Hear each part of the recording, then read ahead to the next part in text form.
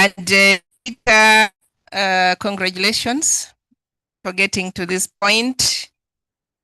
Peter comes to us from the Department of Philosophy. So I would like to congratulate the Department of Philosophy for supporting the candidate to this point. Peter's study is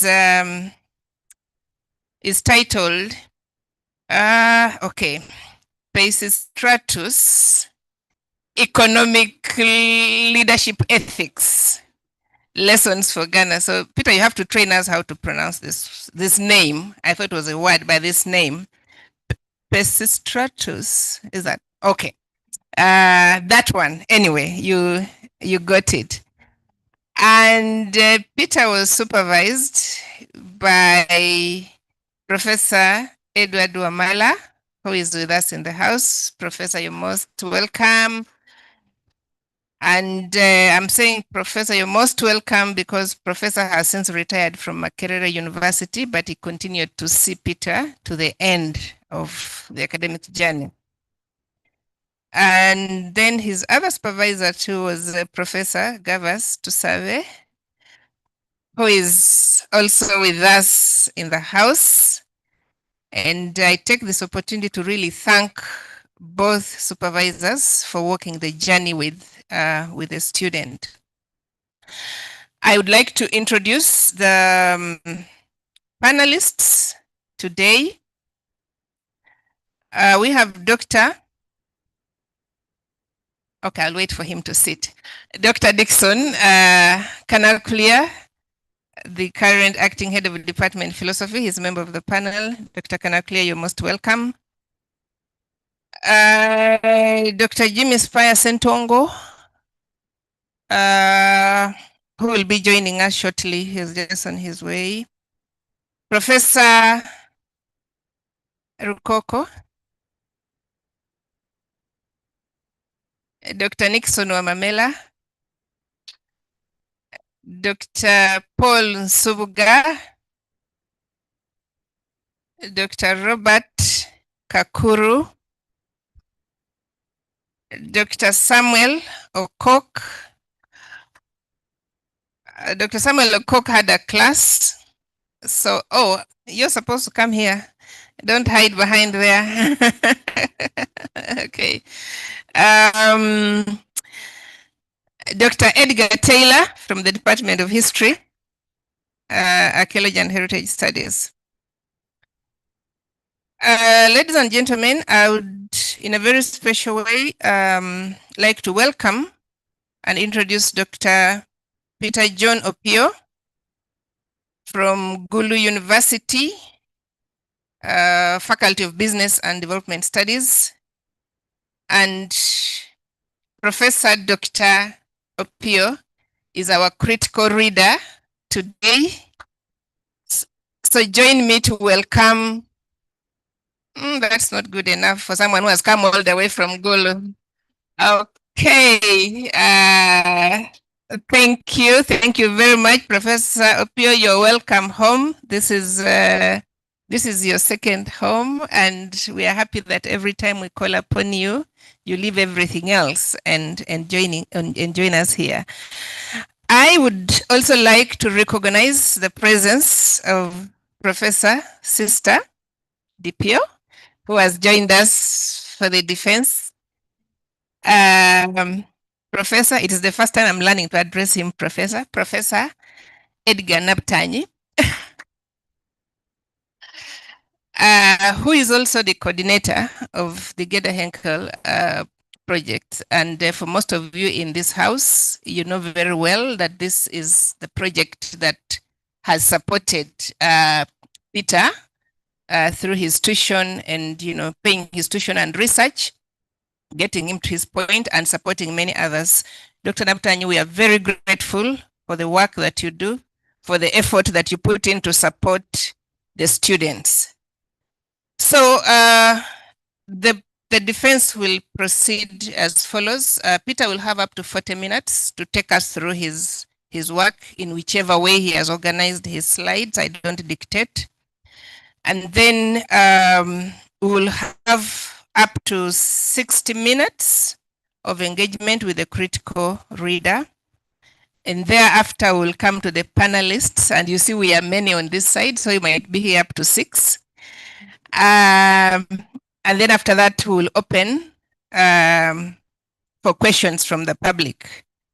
And after that, will bring us to the end of the first session as the panelists retreat to take a decision. So I want to request that this is an exam.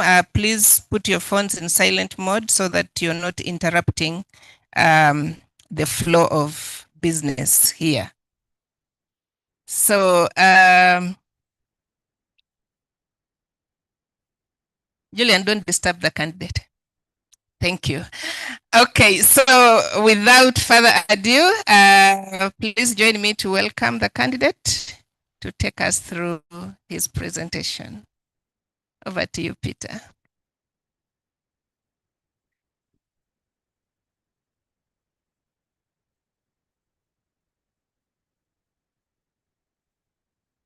Thank you very much, Chair. I needed to wet my throat before I begin. I'm overwhelmed, frankly speaking, with the support that you have showed me. Since my defense was announced, seriously, I appreciate you. Thank you very much for making time to come to listen to my research findings on the topic, Peisistratus' Economic Leadership Ethics Lessons for Ghana. Peisistratus was an Athenian public figure who governed in the region of Attica in 561 BC to 527 BC when he died.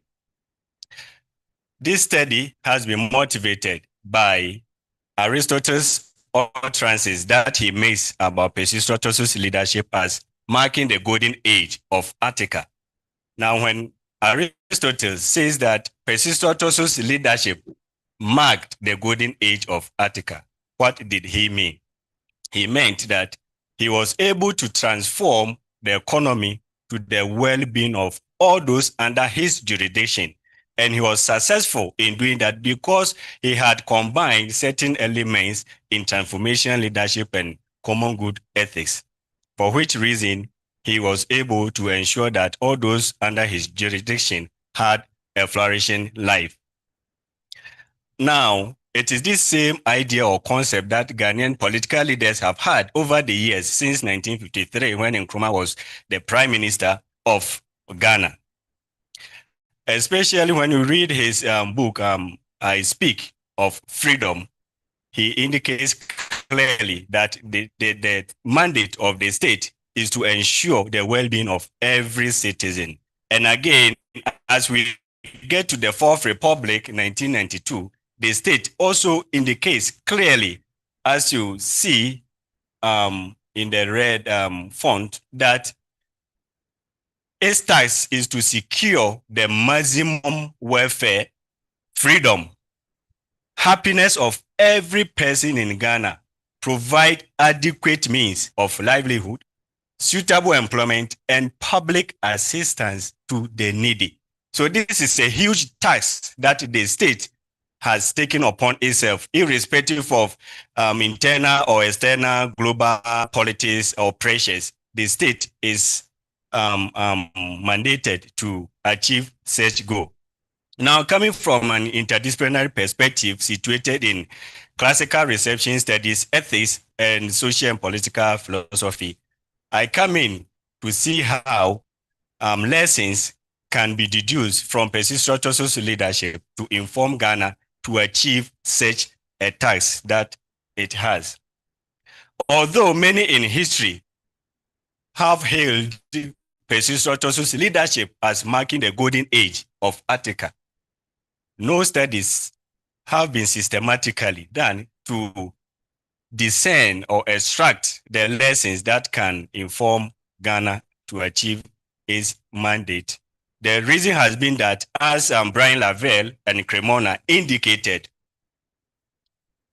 classical scholarship have been assumed or considered by contemporary scholars as something that has outlived its relevance, and that it also remains an elitist discipline. So attention is not given to such studies in such long periods. The general objective of the study has been examining how Peisistratus' economic leadership ethics promoted the socioeconomic well-being of the people under his jurisdiction and extrapolate lessons that can be adapted and applied to Ghana's public leaders' desire for achieving human flourishing. It has been guided by four specific objectives. One, to examine Attica's political-economic conditions before the emergence of Peisistratus and the attempt that Peisistratus made to overtake power from the aristocratic ruling government at the time. Second, to assess Peisistratus' transformational economic policy and achievements and discern the leadership ethics that informed those policies. And third, to analyze Ghana's political economic policies and leadership pitfalls from 1953 to 2023. Then finally, discern lessons from Peisistratus' transformational common good leadership ethics to inform Ghana. The study has been guided by two theories. The first one is transformational leadership provided by James McGregor Burns, which focuses on leader mutual relationship to achieve common morally goals or motivated goals.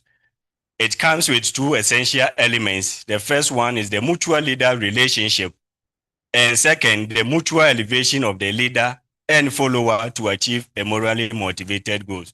And it's also guided by principles such as participation and equality. This theory assumes ethical position. It does not, however, indicate what ethical theory that needs to be adopted to achieve the flourishing of all persons. Because there exists ethical egoism where an action is considered good when it benefits the doer. There's also ethical utilitarianism where an action is considered good if it benefits the majority of the people. When you apply those principles to policies, then you are not promoting the well-being of all. Hence, the study adopts Aristotelian Thomas common good ethics, which focuses on maintaining conditions and achieving objectives that are similar or similarly to everyone's advantage. This theory has underlying essential principles such as respect for the human person, promotion of socioeconomic welfare, and ensuring a good social order.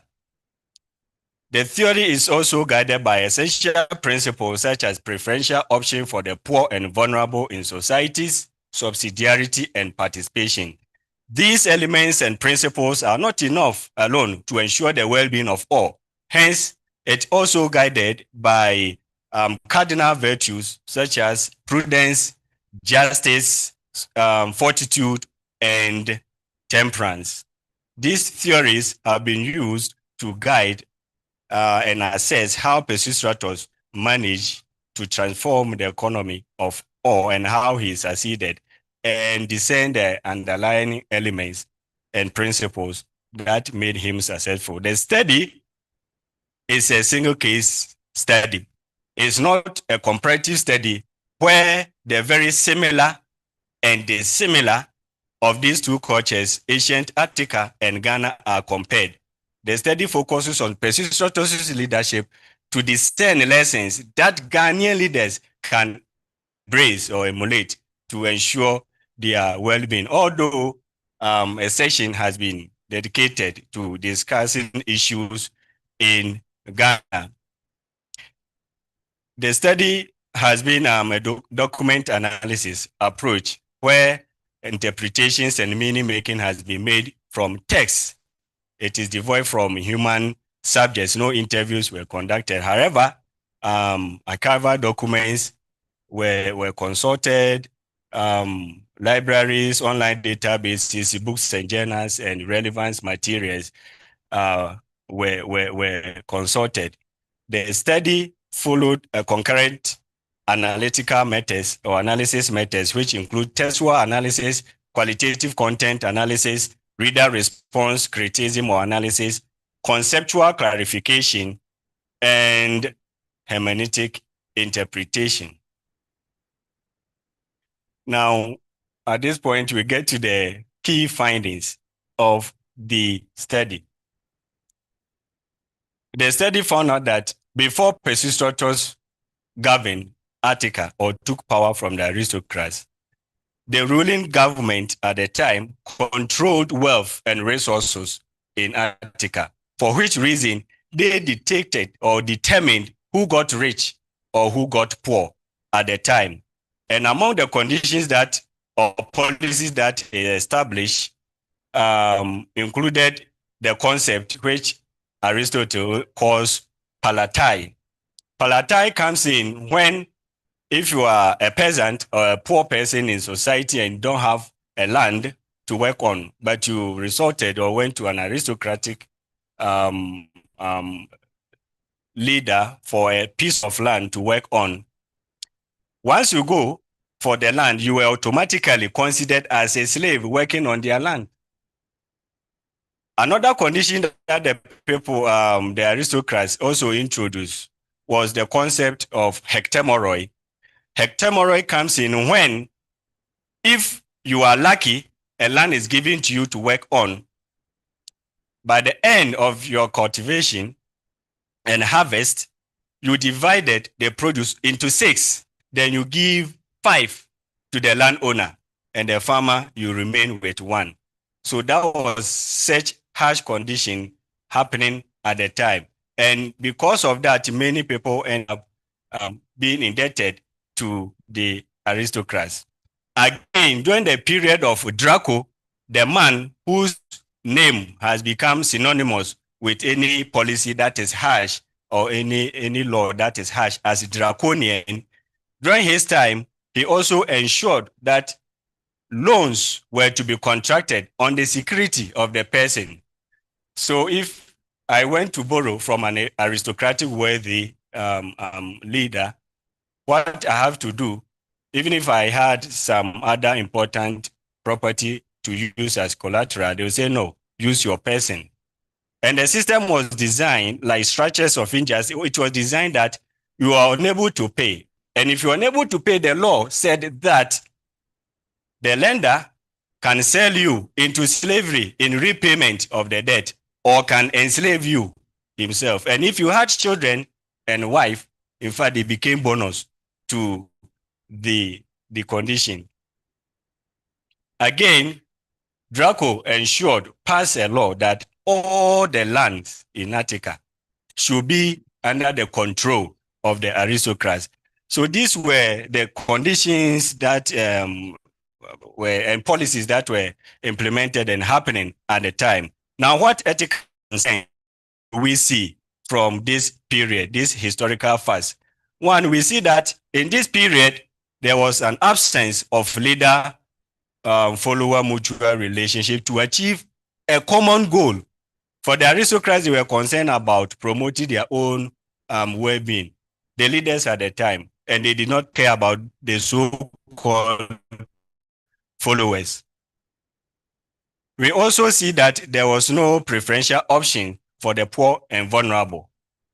Those who were considered poor in the society did not get any favor or support or help from the aristocrats. All that they received was harsh policies or conditions that would make them perpetual slaves to the ruling government at the time. And in this period, we cannot also talk about anything called respect for human persons, where if you can say that a person should use his person as a collateral, and if he's unable to pay, then you sell the person to slavery or enslave the person. Technically, what you are doing is you are objectifying a person or a body, a human being as something that you use as a means to an end. So in this period, we do not see such ethical issues that also underlies transformational leadership and Aristotelian Thomist common good ethics, which I highlighted in the background. And again, we cannot say that there was economic justice in this period. So in objective 2, the study found out that because Peisistratus had observed the society and noted that something needed to be done to address the problem, what he did, the first policy that he implemented had to do in the area of agriculture. And in the agricultural policies, it came in 2 forms. The first one was making funds available to those who did not have them. And second, make sure that he made land accessible to the poor and the needy. And these policies did not happen the period before he governed. So from this fact, the study discerns that actually Peisistratus was about ensuring mutual leader-follower relationship to achieve a common good. For him, he thought that in as much as the leader wants to be materially well, the follower also need the same condition or situation. Hence, he needed to create condition in society whereby the follower and the leader can be able to ensure their material well-being. Hence, we also deduce promotion of social and economic welfare during this period of Peisistratus' leadership and the policy. And again, we also discern preferential option for the poor and the needy, or benevolence and subsidiarity to the people. As a leader, he thought that if there should be a social harmony, then the leader must be concerned about the people they govern or they rule. Hence, he needed to intervene, provide some subventives in their lives so that they can achieve their material well-being. Another finding that the chapter observed is the fact that Peisistratus also implemented the institution of traveling judges or itinerant jurors. For him, after empowering the people to engage in their own material well-being, he noted that if people should have peace of mind to work and produce surplus, then there's the need for those who need justice to have it at their doorstep. So those judges, the state judges, had to go to the districts, to the villages, to the communities, and ensure that everyone, no one is cheated. And by that, people had time to concentrate on their farming activities or their work so that they can produce surpluses. Here, the study discerned that at this point, Peisistratus was about ensuring justice, procedural justice, and retributive justice. Again, we see a mutual leader-follower relationship. He wanted the followers and the leaders to come in harmony, to consider themselves as equal people in society who deserves equal right and justice and other stuff. The study also found that after the introduction of the itinerant jurors, Peisistratus introduced taxation policy. Here, he had exercised social participation principle or social justice. Why? He noted that if the state has contributed to your well-being or provided some subventive in your life, then you equally have it a mandate to also contribute to the well-being of the state.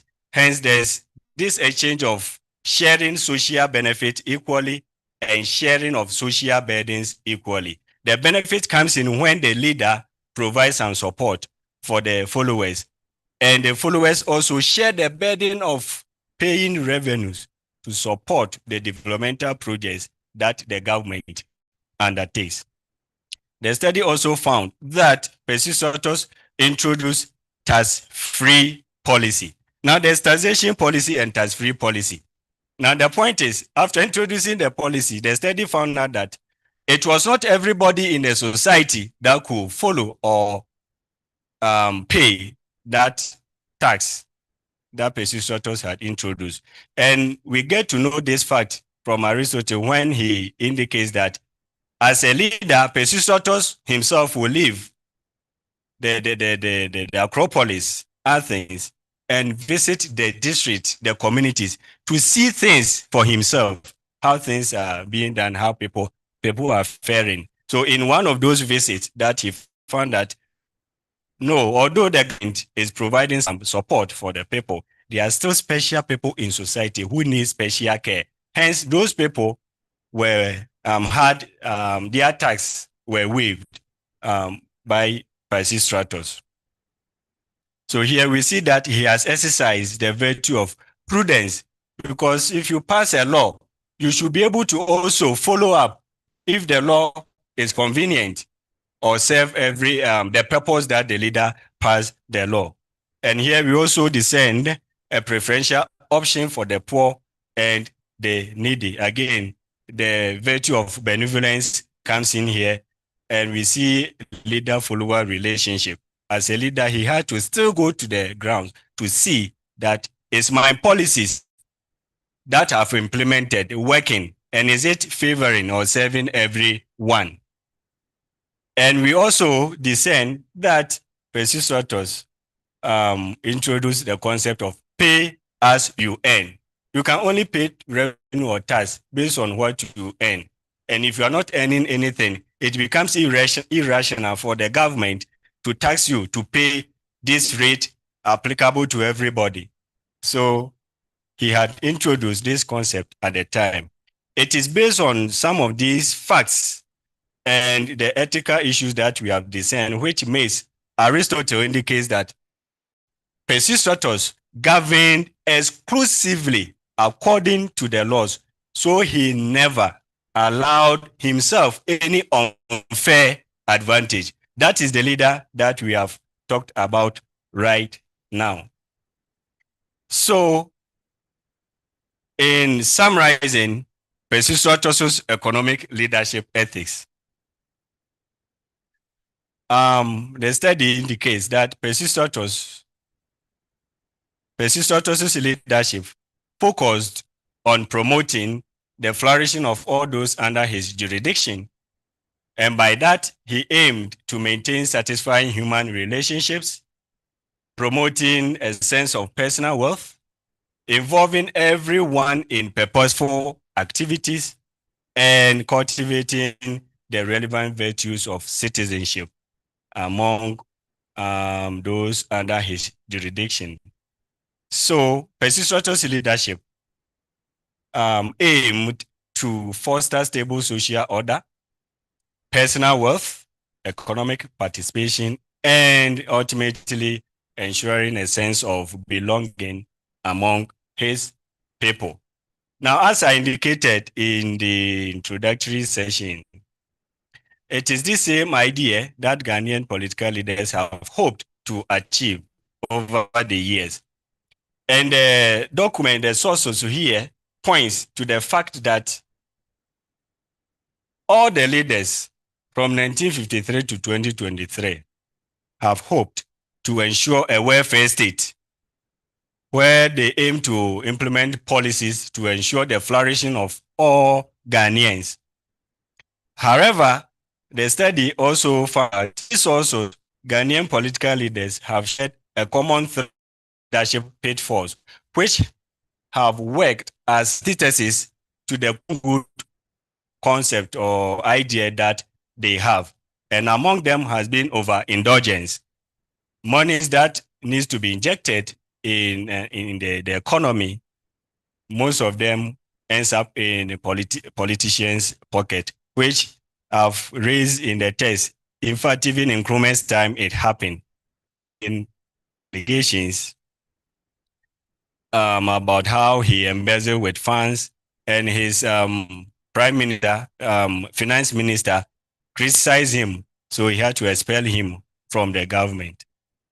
This problem has persisted till now, and has been also the issue of miscalculation, where government policies mostly ignore sound domestic and economic ideas, whereby by the end of the day, there's over-reliance on foreign aid. Now, the point is that, as we indicated in the theoretical framework, if a leader wants to transform the economy to the well-being of all, what it means is that you cannot apply its essential elements and principles and avoid the virtues.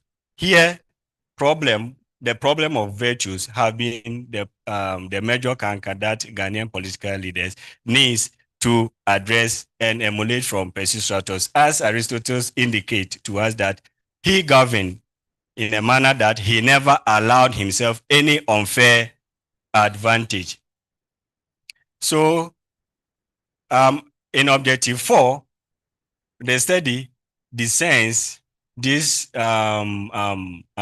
lessons for Ghana, that Peisistratus' economic leadership ethics, grounded in transformational common good theory, and his deliberate commitment to the theory's essential elements, principles, and virtues have the potential to benefit political leadership ethics in Ghana.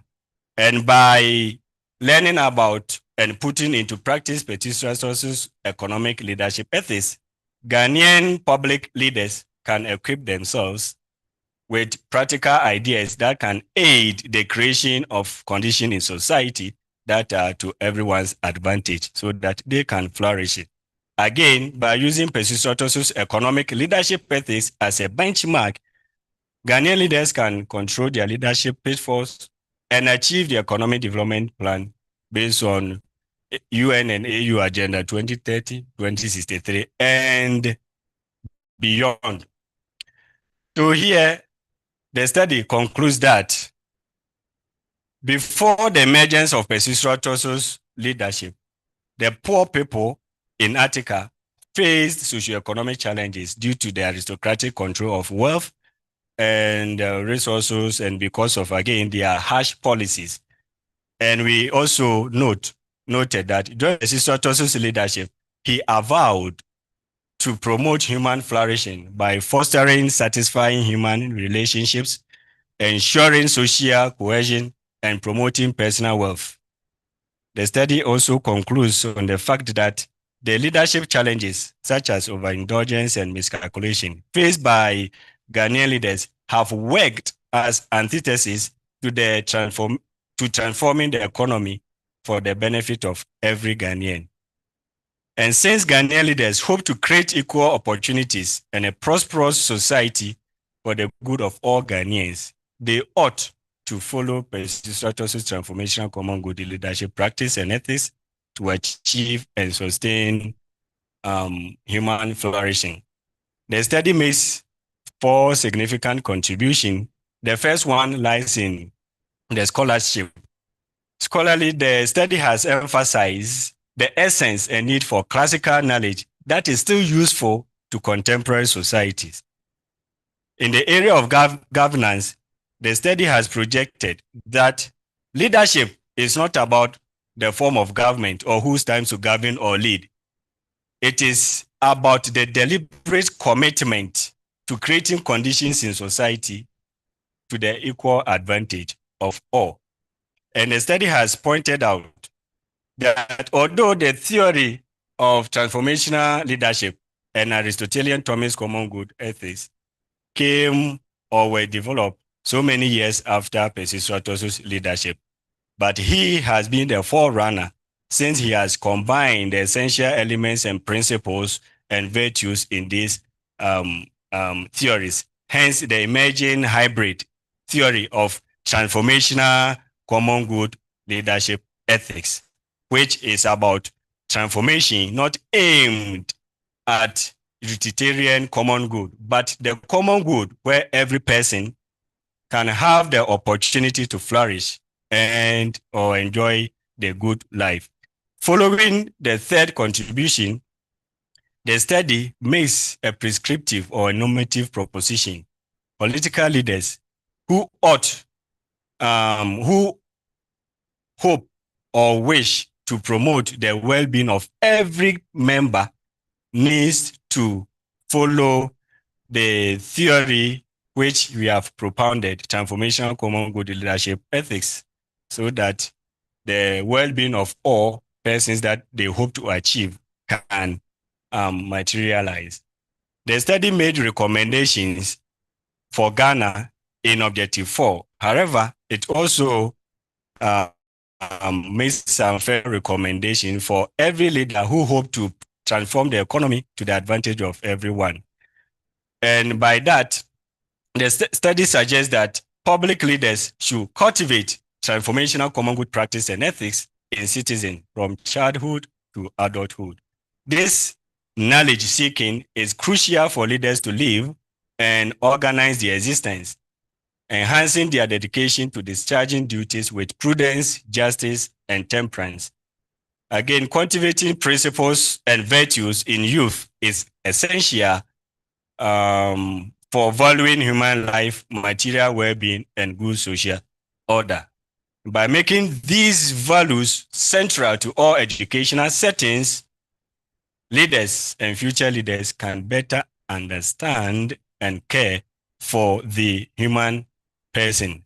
The study makes some consideration for further research. The study looked at leadership issues. It did not necessarily focus on some conducts or behavior of the followers. Hence, studies can be made to explore how citizens' attitude affect leaders' goodwill in promoting a welfare state. The fact is that a government may have the goodwill to promote the well-being of all, but there are some individuals that go around and cut government light post wires, and it's like, this is another place for me to make wealth. So all those behaviors, in as much as the government want to promote or create conditions in society to the well-being of all, we need to also assess how followers' attitude can equally affect government goodwill. In the background, the study highlighted the impact of global politics and economics that Ghanaian leaders face, though they are still committed, as indicated in the Constitution, to promote the well-being of all. It did not prioritize or lay emphasis on it in this study. So further studies can be done to show how global politics and economics can negatively impact transformational common good leadership practice and ethics. Through interdisciplinary studies, this research has shown the relevance of classical knowledge in contemporary scholarship. Hence, further investigation in classical scholarship could be conducted to critique, compare, contrast, or discern relevant knowledge that are still useful to contemporary times. The study has come out with these 3 publications. The first one with my supervisors. The second one, I was a little greedy here. And the fourth one with supervisors, which has been submitted to Thought and Practice, awaiting for feedback. Thank you very much for listening to my presentation. Thank you very much. Thank you. For some reason, I'll pause on the acknowledgement session. I want to do it a special way. So I'll hand the microphone to the chair so that we continue. Thank you so much. Thank you, Peter. I think we'll give him another round of applause. You've done very well. You saved us 3 minutes. Thank you very much. So as I invite Professor Opio to come, Farooq, does Prof have to come here? Okay, to come and engage the candidate. I'd like to recognize the presence of the Deputy Principal, Professor Wich is with us in the house. Thank you very much, Prof. I would also like to acknowledge the presence of the Principal online, Professor Helen Nambaliran Kabala. Thank you for joining and witnessing this very important moment. And yes, a lot of staff. I can't mention all the names, but Dr. Levis Mugumia, we are very happy to have you here. I know somebody's looking at me because he doesn't want me to mention his name, and I will know it. But staff in the house, thank you very much for making time for this defense. Professor Opio, please come and engage the candidate. Thank you very much.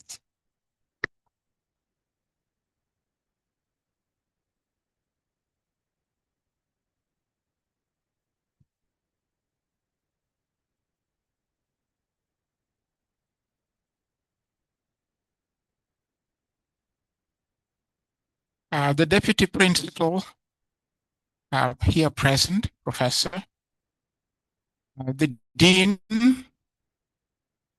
Dr. Pamela, the supervisors of this great work, my colleagues on the panel, and I'm happy to realize that one of my former, the very first candidate I interacted with at the doctoral defense, Dr. Kakuru, is now a member of the panelists, this is absolutely fantastic. And there's so many of my colleagues here, you can see and you can hear from my voice what a delight it is for me be here as ever before. I can only reiterate what the Dean, Dr. Pamela, has said. This is mutual. It's mutual delight. I realize I come to life as an academic at the twilight. You know what I mean. Yes, after walking the path now beyond 60 years, nothing gives so much pleasure as an occasion such as these and many others. And I know in my career, I think I have gone through this over 10, ranging towards 15 now. But it gives me, it's always something new. It's always something that I treasure. It's something that I relish because, you know, the saying, you're as old as your mind is. And your mind, the age of your mind is determined by what you put in. And dissertations such as these and many others provide us the opportunity, you know, to refreshen our otherwise stale minds. Yet, you know, to rejuvenate our minds. And I'm very thankful for this. When I received the call from the dean, the smiling call from the dean, Dr. Pamela. Yes, Dr. Pamela has a way of smiling through her call.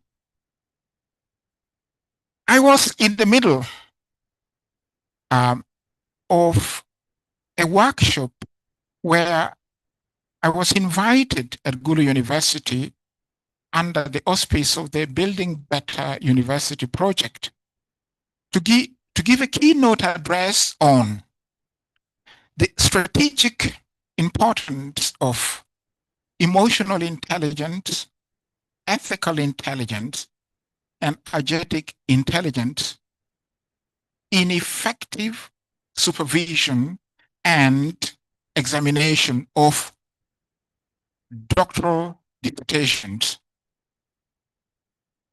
How opportune this was. It was like Dr. Pamela was telling me, there you are, after all those nice, get this and let's see what we'll make of it. She did not mention to my, as far as I recall, the title of the dissertation, because I think she was not very comfortable pronouncing Peisistratus. And she just told me, yeah, there is a dissertation for you. And well, the tone, the inviting tone of her request just obliged me right on the spot. Okay. Please do send me the dissertation. Little did I know that, well, I was receiving a dissertation that is not like any other in my career life I have gone through. Because the name Peisistratus, well, they say sounds Greek. It is Greek, but when something sounds Greek, means it's far from being comprehensible. But nevertheless, okay, I thought, all right, what do we do with this? When expeditiously I received the book through one of those buses that ply the routes between Kampala and Gulu, I saw the title and I told myself, wow, now this is it for you. What do I do?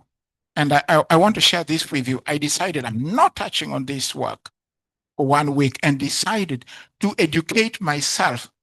Who is this Peisistratus? And I read far and wide and discovered 2 dissertations, one in South Africa, masters, written in the area of the classics on Peisistratus, and another one written in Europe on Peisistratus, and not much. Between here, nothing. So I informed myself, and then I decided to engage with the text. So I want to turn to you now, dear esteemed PhD candidate Kwame. And your name, I think, is deliberately after Kwame Nkrumah. And maybe you are meant to be a Nkrumah of the future. I celebrate you for this great and epochal achievement you have made, not merely by completing your work in record time. I am proud of you for attaining this milestone at a time when recent statistics show that within East African universities, only 1 in 10 PhD candidates pull their dissertations through, and a paltry 18% complete on record time. So completing this on record time is a milestone and a testimony to your, dedication, commitment. And I salute you for this. Thank you very much. This is an unquestionable testimony of your dedication, tenacity, and resilience. You would not have made this stride without the love, the support of your supervisors and mentors. Dear colleague supervisors, I salute you for ably guiding this topical, thought-provoking, and enviable work. Yes, actually, when I read this, I went through this work, I wished I was one of the supervisors.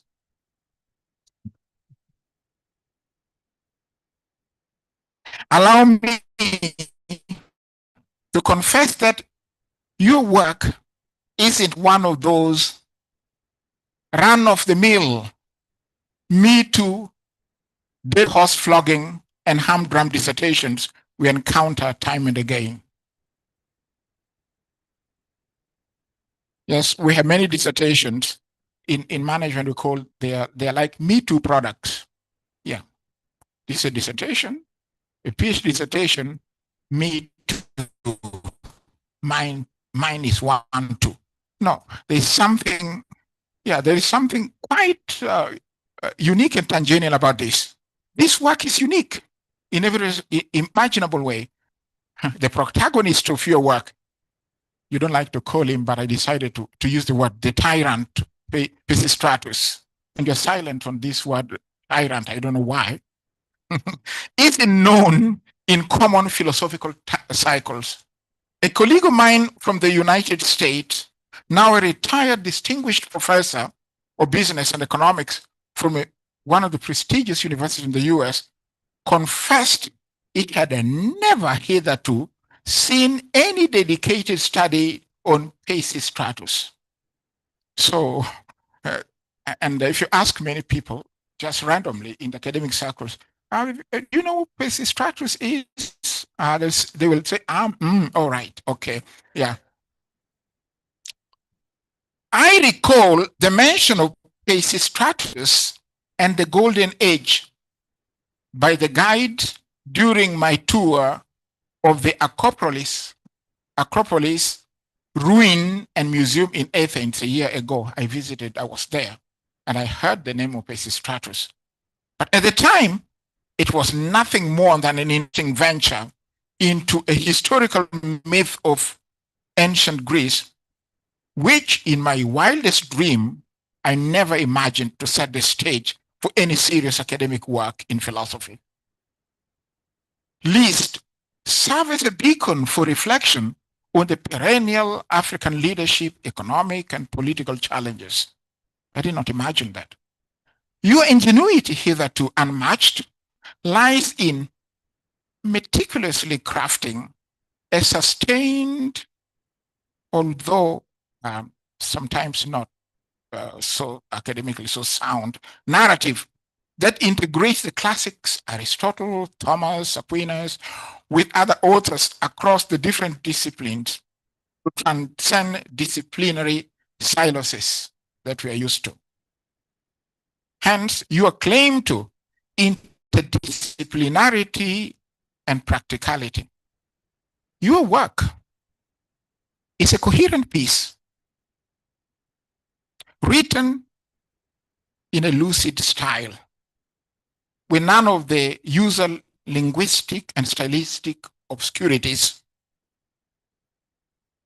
The passion with which you advocate and pitch Peisistratus' virtues, leadership, Aristotelian Thomistic ethics and competency as the transformational force occasioning the mythical golden age and a model par excellence for Ghana's leadership renders your work a sustained, passionate apologetics for Peisistratus,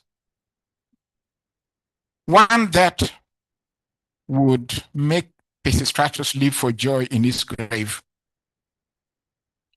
Not even in his wildest dream would Peisistratus have imagined such a support from Africa. One wonders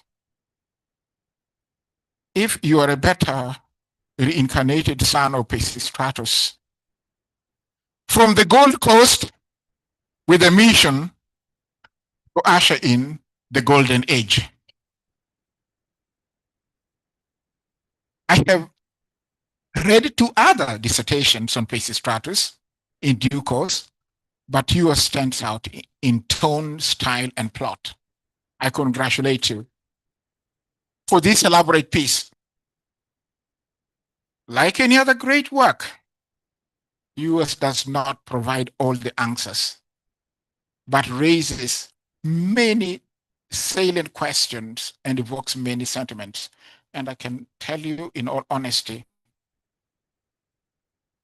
even the questions I will address now, will discuss with you, are only a sample of the many questions that your dissertation has raised and continues to raise in my mind. Let me confess that unlike other dissertation pieces, your work is thought-provoking. It has triggered in my mind several questions. I'd like to enter into dialogue with you on pertinent dimensions of your work that call for greater clarification. Let me start by seeking clarification on your topic. Your title reads, Peisistratus' Economic Leadership Ethics, Lessons for Ghana. However, much of the discussions in your dissertation throughout center around Peisistratus common good transformational leadership. How did you hone on this topic? And what is the significance of this topic vis-a-vis the elaborate discourse you have on Peisistratus hybrid common good transformational leadership ethics?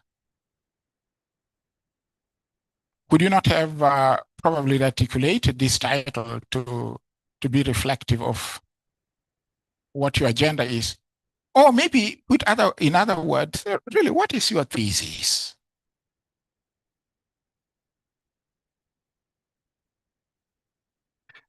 Thank you very much, Professor Opio, for taking your time to go through my work and giving me that, placing me at that level that the work is worth it.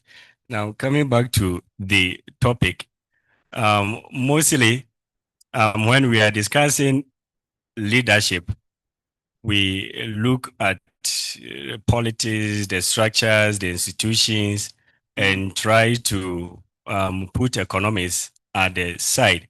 But you note that governance, leadership, and economics work hand in hand. You cannot detach one from the other, because what is the purpose of government, if someone should ask? So, but this topic is selected because if a leader wants to sustain his leadership and ensure the mutual relationship with the people, then it means that whatever policies that he implements in his government or governance should be guided by elements, principles, and virtues that actually speak to the economic policies that is being implemented. That is why in this study, I focus on his economic leadership ethics to discern lessons from Ghana.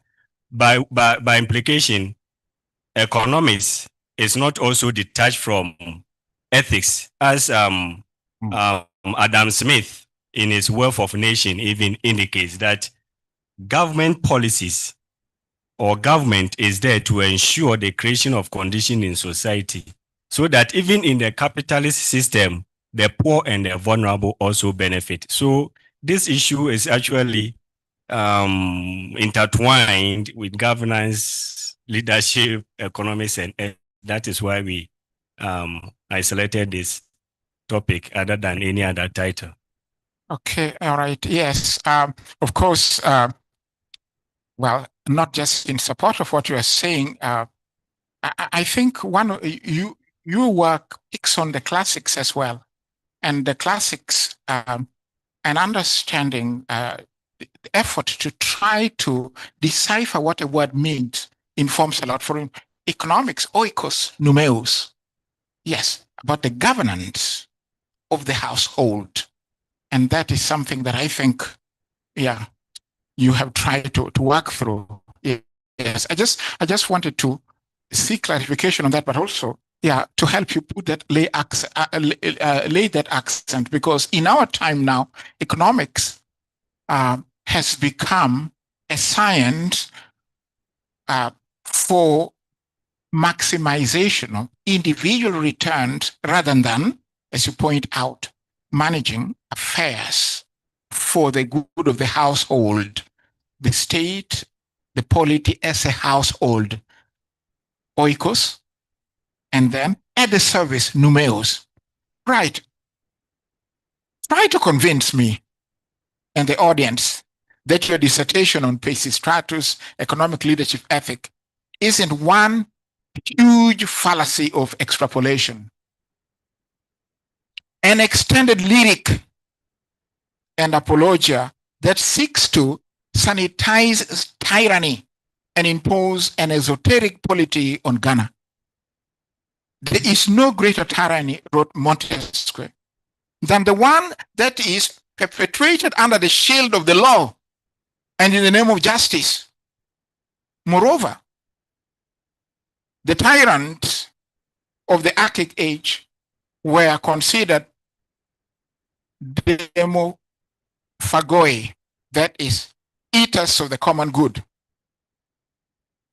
In politics, 510, the same Aristotle who extols Peisistratus for ushering in the golden age seems to be at odds with tyranny. He writes, tyranny, as has often been said, looks to nothing common unless it is for the sake of the private benefit, idea or philia. The tyrant's target, scopus, is the pleasurable. Hence, the object of greed, material goods, are characteristic of tyranny. What pertains to honor is characteristics of kingship. It is a characteristic of kingship that its defense is carried out by citizens. Of tyranny, it is carried out by foreigners. George Persley, Hellenica Oxyphytia of the 4th century BC, from which Aristotle drew his exclusive information about the tyranny, like other written texts, ignores Aristotle's eclecticism in using different genres of testimony and accordingly undermine the historical validity of the description of tyranny as a force for good. What compelling justification beyond the negative socioeconomic conditions of Ghana you so eloquently and impressionistically present do you provide as a basis for mapping the Ghana socioeconomic and leadership forces, howsoever challenging, on that of Peisistratus' epoch? Isn't it disingenuous to simply map Ghana's predicament against an epoch socioculturally and economically removed? Thank you very much, Professor. So one thing, are you trying to clinicalize, sanitize Peisistratus' tyranny? And you don't go, and you don't mention very much the tyrant Peisistratus. And then, how do you evoke Aristotle to speak about Peisistratus ushering in the golden age and so on? There's so many things. The book is well written, and that's why I said earlier, Peisistratus would wake up in the grave and institute as the fourth lost son. So, can you address us to this? Because thank you very much, Professor, for the question. In chapter 5, I think this is subsection 5.2 or 3. I have clarified the concept of tyranny. The negative connotations actually came much later after Peisistratus' leadership. And before his leadership, the term tyranny, tyrannus, was used to mean a leader or a ruler. So by implication, if you occupied any political office in that jurisdiction, you are a controller, a ruler. You control, dictate what happens there. So by that, you are a tyrant. In Rome, tyrant meant king. So if you read King Oedipus Tyrannus, just means King Oedipus. It did not mean this negative connotation we have this time. But remember the excerpt from Aristotle himself that I mentioned, Politics 5:7, actually disassociates the tyrannus from the king. So showing that actually, while the king's focus is on, on the object of good, on the on the pleasurable, the tyrant is on private benefit and greed, pleonectema, material goods. That comes in, like I said, after the leadership of Peisistratus. Actually, the term tyrannus or tyrant began having a negative connotation after Peisistratus died and his sons, Hippias and Hipparchus, took over the leadership, but did not act as their father. Actually, they were not benevolent to the people compared to their father. That is why, going back to the Athenaeum Politeia, the Athenian constitution, Aristotle in that text indicates that the policies, the implementations, and Peisistratus' relationship with the people did not suggest or indicate anything or negative. Yes. And again, when you read Brian M. Lavelle, Fame, Money, and Power. Yeah, that's a good one. Yeah. That he clearly also indicated during his leadership, Peisistratus had the name as democratic tyrant. By implication, the term tyranny, as used at the time, did not mean that any other form of government could be better than that. One reason is that in this democratic era, you note that we could have tyranny of the Democrats or tyranny of the majority, where the minority are put aside. So every decision, we are going by the majority rule. So what kind of trend are we looking at? So here, Peisistratus, in fact, defies. In fact, I have to glorify him the more. He goes beyond what is called minority majority, but he was in the center to ensure that both the leader and the ruler benefits.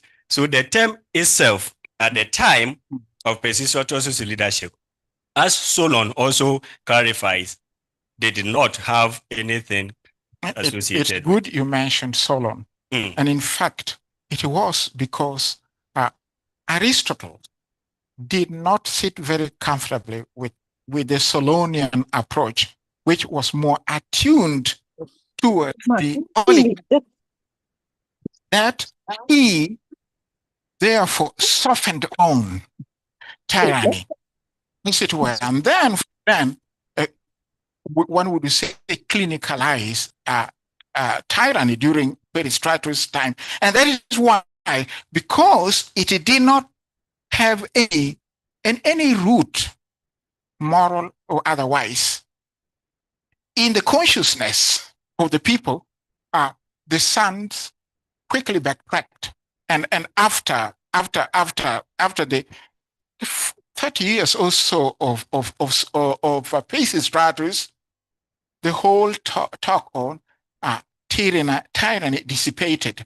Now, be that as it may, why do you try to Ghana's leadership terrain against this short-lived, and I would say Aristotelian, what Aristotle clinicalizes and baptizes as good.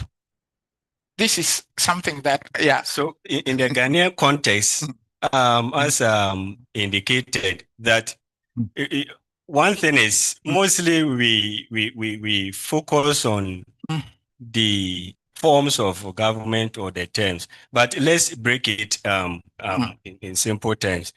Let's say Attica or Athens was ancient. Ghana is modern, faced with global politics and economic challenges, influence from foreign donors. So the terrain have not been the same. But as I indicated, we know, Ghanaian leaders know that this is the condition. However, they have the task or mandate to ensure the well-being of all. On that premise, to ensure, transform the economy to the well-being of all, is transcendental or is not limited to geographical scope or ancient or contemporary. Contemporary leaders, like I mentioned, Peisistratus, Cleisthenes, Pericles, those that follow, you can mention Cyrus, Darius, Artaxerxes, Xerxes, all these leaders have focused on how they can transform the economy or manipulate the people to their advantage. On that premise, nothing has changed. That is why I come in from interdisciplinary perspective to look at how government policies that are based on transforming the economy to the well-being of all can be achieved, whereby we now focus on the ideas, the principles, the virtues, the elements that can be extrapolated from this era that people do not go there to inform contemporary society. So the area that you're talking, the differences or similarities is or can be another area for research or study. But in this case, at theoretical level, at policy implementation, at human relation level, the study is justified that Ghanaian leaders can actually pick some lessons. After all, when we pick lessons from there, what do we lose? In fact, it will better help us to achieve that thing which is enshrined in the 1992 Constitution to ensure the well-being of all. I'm not saying it. They want to, and I want to help. That look, there has been leadership challenge here. So far as your transformational policies or ideas are good, so far as you wish to promote the well-being of all is relevant, there have been some leadership challenges, which is not about IMF, not about global politics, but within domestically. It has been overindulgence, miscalculation. But if you want to promote the well-being, you can look at elements of transformation leadership. You can look at principles of transformation leadership and Aristotelian Thomas common good and leave out the virtue. They are interconnected. That is the level that this study is coming from, Professor. Yes. Just very quickly, we are not going into details. Most of these can be discussed later. You talk about the well-being of all. Yes. And well-being can be considered from many perspectives. But in economics, well-being is much broader than what you've implied here. And in a way, this is what I just wanted to mention. You're talking about the global landscape, and you have mentioned, for instance, Stiglitz. About what work did you mention, if you remember? I think that work was about it has to do with IMF or conditionalities and stuff.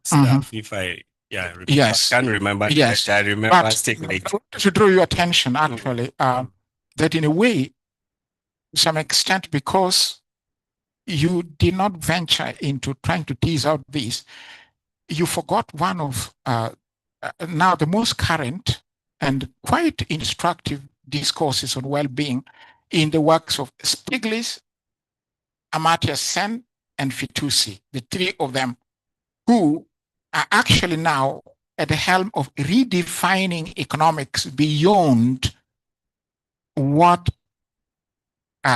classically and neoclassically is thought to be the measure, GDP and GNP.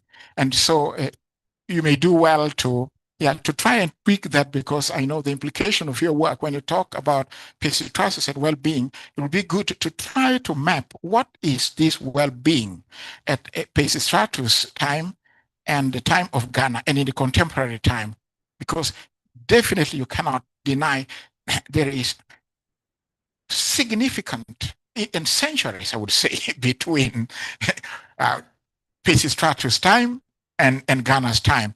And so to assume that that there can be these two, the challenges in Ghana can be mapped, or the against that of Peisistratus' time, or conversely, that Peisistratus' time can be used as a beacon to enlighten, to shine, and set an agenda for Ghana's transformational dynamics is, I think, biting too much. Okay, let us continue. In the same vein, throughout your dissertation, you emphatically contend that the ultimate, and indeed foolproof solution to Ghana's socioeconomic debacle rests ultimately in embracing the so-called Peisistratus transformational common good leadership practice, which you call in hybrid theory and ethics, on page 213 and 230. Ascribing ethical leadership to Peisistratus isn't far removed, in my estimation, from Friedrich Nietzsche's transvaluation of values. To Nietzsche, who held a materialistic, functionalist, and determinist worldview, morality is an evolutionary adaptation to further the flourishing of life. Accordingly, good and evil, and indeed, any moral code is to be married to context, suit the situation. In designating Peisistratus' leadership ethical, and thereby making him the leader par excellence whom Ghanaian leaders must model their leadership on, so as to become transformational common good leaders, you seem to transmute morality as we know it in the Nietzschean sense. Peisistratus' antics in seizing power furtively, deceptively, first by faking to be wounded to win the sympathy of the masses during the first attempt at seizing power.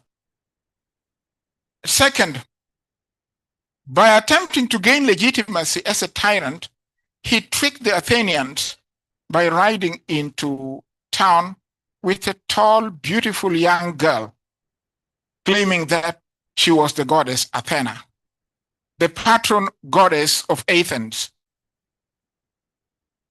On what ground do these acts embody ethical behavior? How can you justify the claim to Peisistratus' ethical leadership? Thank you very much, Professor. On that note, you mentioned of Nietzsche. I have not engaged in Nietzsche in that text, so I can't say much about Nietzsche. But what I can say is that so far as a lot of ideas are emerging, concepts are being clarified, it leads us into what Joseph Ratzinger will call dictatorship of relativism. So every day and now there's a theory coming, concept, clarification we need to follow here and that. So that one is there, which we have to equally pay attention to, see which one will help in this context of economic leadership ethics. But again, when you look at what Peisistratus did, the tricks that he played on them, that is why I employed critical hermeneutics to actually understand what he meant or intended to do. And when you talked about fear, I went beyond how he dressed fear, sat with her in a chariot, paraded through the street. And Aristotle will tell you that the people received Peisistratus and his compatriot Megacles with awe, meaning they were appeased, they were happy. Yeah, but that is because Aristotle has an overdue soft spot for Peisistratus. So, Prof, at this point, I'll say that from my view, he had exercised what I've been introduced to recently, prudential ought. He has observed the society and seen that, in fact, comparing his tricks to take power and promote the well-being of all, and then keeping quiet will allow the aristocrats to bully everyone in the society. To him, then there was the need to exercise prudential ought at this point in time, what ought to be done. By the way, by the people receiving Peisistratus and did not stand against him, also implies that now, by presenting fear as Athena, their patroness, goddess in Athens, there are some characteristics that we need to also understand or know about the spheres of influence of Athena, who embodied wisdom, patron of farmers, craftsmen, and a goddess of justice. So by presenting fear, tricking them that is Athena, it was a projection that, see, I'm coming to redeem you from this economic impoverishment. As Athena has always promoted justice. So by that, how do we call it? That political imagery of Athena was not necessarily a tool to deceive them, but a means to tell them, this is how I have come to govern to your own advantage. That is why in the records, even Herodotus, who wrote before Aristotle, they do not say anything negative in that manner. So here I would say that it was a principle of prudential ought that was exercised at the time. So does that,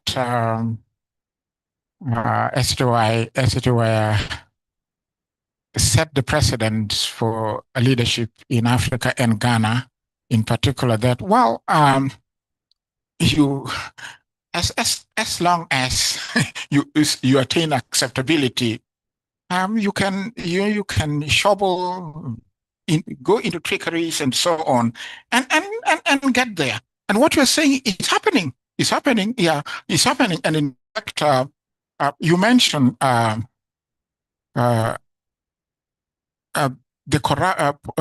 political corruption, but now we are going through what you call the corruption of politics. And wouldn't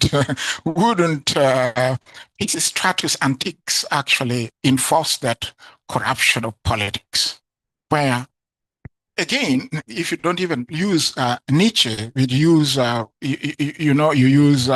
Machiavellianism. The end justifies the means, or Robin Hood ethics. Well, you can circumvent these rules as long as that is used to attain a particular good. So you see, this is where, in other words, I think this points to the fact that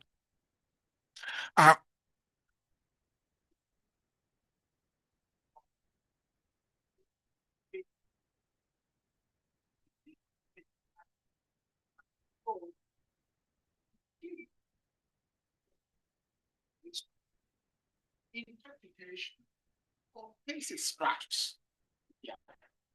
Yeah. So I think this is something that I'm pointing to. Now that can be left thinking, but let us move on in our discussion. Yeah. I find your so-called hybridized theory of transformational common good, leadership, practice, and ethics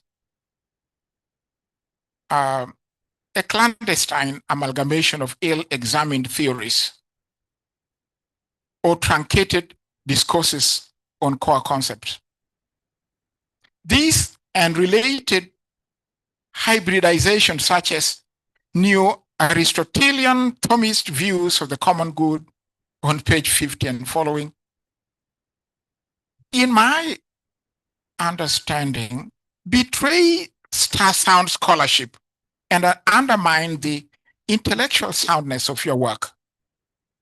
As a result, your work is replete with fuzzy statements, rendering your work sermo de omnis et nullus, an unfocused discourse. For example, while discussing new Aristotelian Thomist view of the common good, you oscillate between common good, public good, private social good, public interest, but make no mention whatsoever, and this to me is something that I would have loved to see, of classical works such as Thomas Aquinas's De Regno, where actually he holds detailed and nuanced discussion on bonum publicum, public goods. Summa contra gentiles, Summa Theologia, where these concepts are discussed with nuances and greater depth. I suggest that you devote greater space to discuss this concept. You very quickly use secondary, accepted work on Thomas Aquinas and Aristotle, Jacques Maritain, and so that are considered authority. But I think for a work that is supposed to be philological and classical like yours, an attempt to go to depth is very important. The whole notion of common good in our time is become very confusing personally. And the reason is because people only discourses on the common good through third and fourth party, new Aristotelians, new Thomists. Why not go to the table of the authority and tease out this? This is just also a comment. I don't know if you can allay my fears. Can you respond to these claims and demonstrate to us how, in fact, your hybridized theory of transformational common good practice and ethics is foundational to your work? Thank you, Professor. Like you indicated, as you were talking, I was also thinking of answers here. Actually, the classical text of Aquinas that I consulted was the Sum of Theology, the Summa Theologia, yeah. where I think in chapter 2, 291. Is it the translation or the Latin? Yeah, the translation. The translation, which okay. And looking at this volume, now look at the concept and how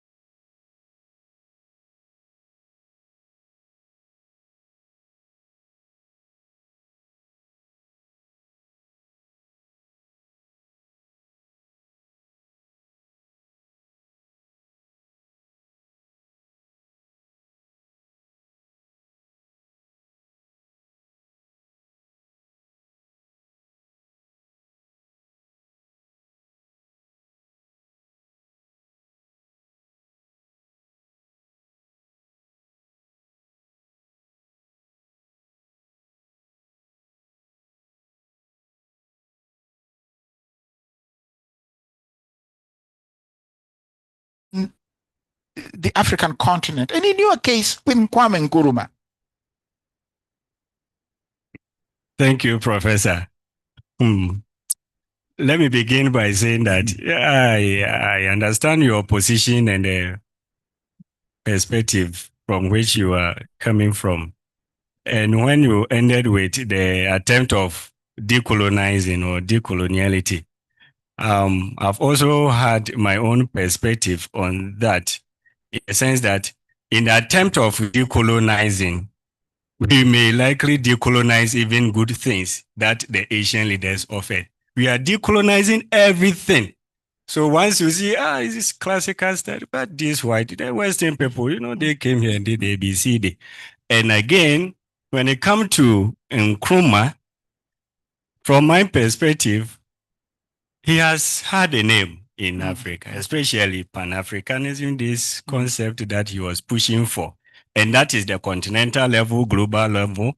But domestically, you can also, like my Peisistratus being using deceptive here and there, we can say Nkrumah was Saint Michael or something. But there's some weakness that people, to me, don't want to talk about, especially pro-Nkrumahism or pro-Nkrumahs. For which reason, even when Nkrumah went to the IMF, to John F. Kennedy, to the West for loan to undertake projects, they don't talk about it. And when the CIA is saying that this money Nkrumah got from us has been embezzled, they say no, CIA is tarnishing their image. So there's that kind of debate. But so far this work is concerned, I'm looking at, okay, let's forget the debate. Let's look at the person, the policy, what they say and what they do. Can we try to make meaning of it? And what lesson can we actually also get from other leaders to become like examples? So in as much as I understand the perspective that you are coming from, and Nkrumah is glorified, the whole Africa and everywhere, there are some unsaid, or the other side of Nkrumah that people not talk about. This is not to say that he was evil. He had a good intention. But if the intention do not match the conduct, then we are likely to have a problem. That is why I said that the goal is good, but there is something that needs to be addressed. And we see this leader who has done same before based on ideas and purpose of leadership. So why can't we go there? And actually, after the overthrow of Nkrumah, I'm yet to see, because in his time, as you also said, you could not talk about democracy, actually. You couldn't. So do we want to also go back to one-party state, which becomes another form of tyranny? So the debate is here and there. But I will see how I will, in the revision, tone down on Nkrumah. Thank you very much. No, I wouldn't like you to tone down on Nkrumah. I'd like you to take Nkrumah gingerly as a philosopher. Engage him and use him to engage also the Aristotelized Peisistratus. Because you quickly jump on saying, his policies were whatever, Now, also, and this is, you say your work is interdisciplinary. But if you were to go into the mechanics of policy formulation and so on, I can tell you a number of things that we call policies are puns. What makes them puns is that they are not rooted in certain philosophy or thought forms. Yeah, I deal a lot with policy formulation and realignment and so on. Why most policies remain paper tigers is simply they are not embedded in anything. All over, not only in Africa, all over the world, the so-called economic policies, financial policies, which, and because of failure to embed them in the thought form and what we call the philosophy, they lead to truncated truncated changes, not transformations, because the transformation should be an overhaul. But so this is also something that I would say don't be too quick to say these policies were so and so. Yep. But what guided those policies? And if, say, your Ghanaian policies were to be guided, were to be informed by, I don't know whether you can talk of policies under Peisistratus. I don't know. Those practices, option for the disadvantage, are those policies, or are just are they mechanisms for governing the state? So I think we will stop at that. And very quickly, you have talked of your findings and so on. And well, you mentioned the findings, but I'm not so convinced about your findings and conclusions. Your formulations of the conclusion and recommendation, in my estimation, seem to trivialize your study, because they seem to be a rearticulation of everything that you have said before. And I think findings and conclusions and recommendations should take you beyond the discussion now. For instance, a good recommendation I would have seen would be, how do you recover the wealth in the classics in the current context in view of the future? Because you cannot map Ghana now on the past without thinking of the future, which means the changing dynamics. So if you could address that quickly, because you have made that presentation, and I wouldn't like to take any more time than I've taken. Just a quick one. Thank you very much. Let me get to the key in the proposition you are making. Can I? Yes. Could you restate the question? Well, you have presented your findings, your recommendations, and so on. And for me, it is just a restatement of everything that you mentioned before. Yeah, a summary of what you've been talking about. And whereas my thinking is that the recommendation should take on your work and drive it forward. So maybe I read it too casually, and this is an opportunity for you to again educate me, inform me. Really, what are your salient conclusions, and what are your salient recommendations? Okay, here I will say that the salient recommendation and conclusion is that,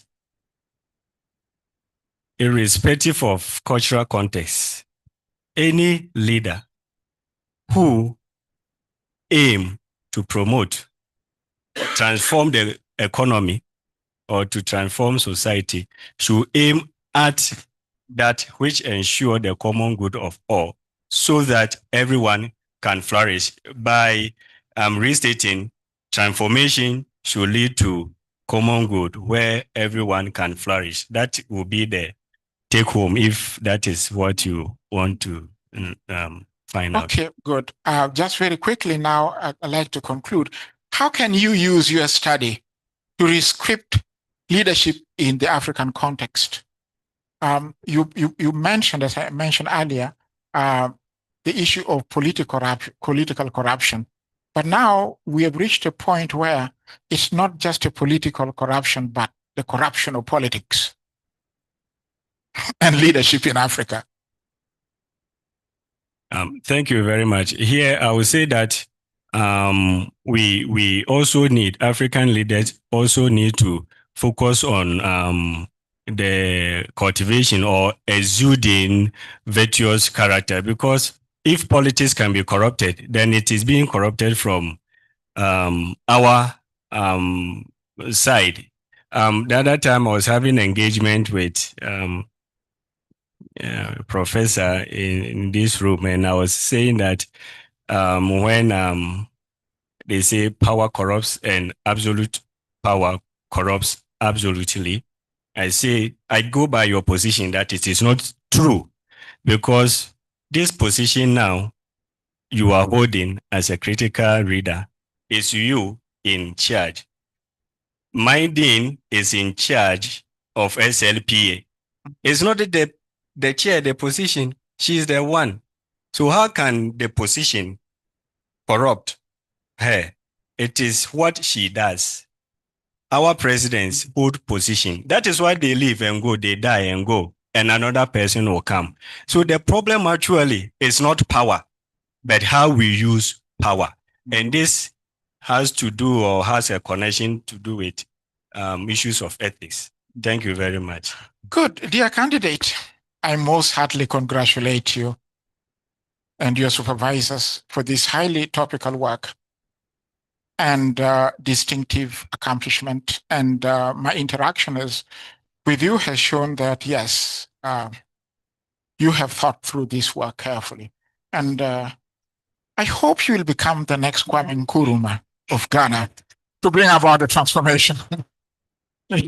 Your work is highly instructive, and you've laid the foundation for prescripting leadership in Ghana, and I think set the stage for rethinking leadership elsewhere. I look forward to welcoming you to the Laurea Philosophia Doctoratus. And I rest my case. Thank you very much. Thank you very much, Prof. Let's give Prof a befitting round of applause. Thank you very much. And thank you, Peter. I think someone should give you another bottle of water. Okay. Okay. I want to ask that we just stand and stretch. There's been a lot of philosophy today, and if we can just stretch a little bit before we get to the panelists engaging the candidate. Oh, Greek. Okay.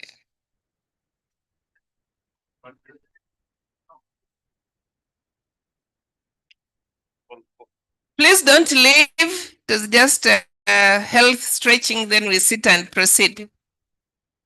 Okay.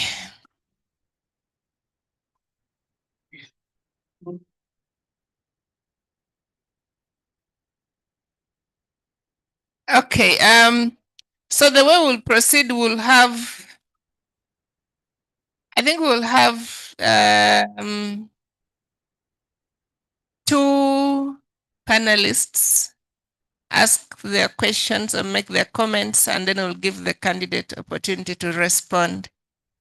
And so I would like to begin with Dr.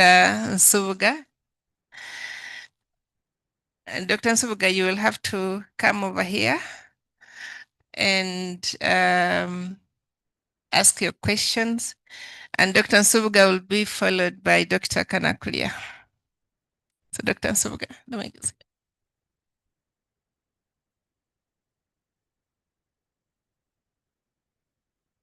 Thank you very much, Dean. Congratulations to you, Peter, once again, and to your supervisors. Thank you, Professor Opio, for the wonderful engagement. Yes, just to add on the words he began with, it's very wonderful work. It's thought through. I liked the philosophical foundations that you laid down. You know, when you are talking about virtues, leadership, and I think it gave a very firm foundation for the work that you've done. Yes, so mine are just a few comments, and I'll keep it brief just to let also other people interact. Yes, so looking at your scope of the leadership in Ghana, 1953 to 2023, I don't know if you've noticed in your work, you actually dwell more on the last years of that scope that you have chosen. You keep referring, to the national development programs that, that have been laid down in the 2000s. So I don't know, your scope looks to be quite wide. Of course, later on in your work, when you're talking about, the history of Ghana, you engage some of the works of Kwame and Nkrumah, but it's very little, given that you talk about a scope of 1953 to 2023. A lot of your emphasis is on these very, very last years. Yes, so like I mentioned, you also laid a very good foundation for the theories that are going to guide you, but you scarcely interact with them later on in your work, because in the chapters where you talk about the leadership of Peisistratus, it would have been good to call back or fall back on those theories which are guiding you, which already the standard of what good leadership is, of what a common good is. You don't interact with them so much. There is a point where you interact with it briefly. I think that was on page 158, but which was also a little ambiguous, because you say, for the implemented policies and principles, it is proven that Peisistratus combined transformational leadership practice and Aristotelian Thomist common good ethics, achieve and sustain all human flourishing in Attica's welfare. You actually say that Peisistratus used Aristotle's theories. So maybe, of course, what you're trying to say that the theories that his leadership style matches with the theories that you've presented to us. But when you tell us that he used Aristotelian, it sounds as though Aristotle and Thomas lived before him. So there is that silent engagement of those theories that is missing. And lastly, of course, there have been quite a number of things. It doesn't appear in your work, though you've mentioned it here. It doesn't appear explicitly in your work, though you've mentioned it here in the future research, something that can be done for future research. So there is a silent assumption you make in your work, which I think you need to state more explicitly. And this assumption is as though the failures in economic policies or leadership or everything in Ghana depends on ethics and maybe leadership practice. Which, of course, as you've mentioned here, I would have loved to see that more in your work. It's true that there are a number of factors involved, regional and international economic constraints, and name it. So it would have been good for this to be more explicit in the work, because when someone reads your work, the assumption is as though if we could look at the political, if we could look at the economic practice and ethics, then we solve all those problems, all those failures that the previous leaders in Ghana have failed to achieve.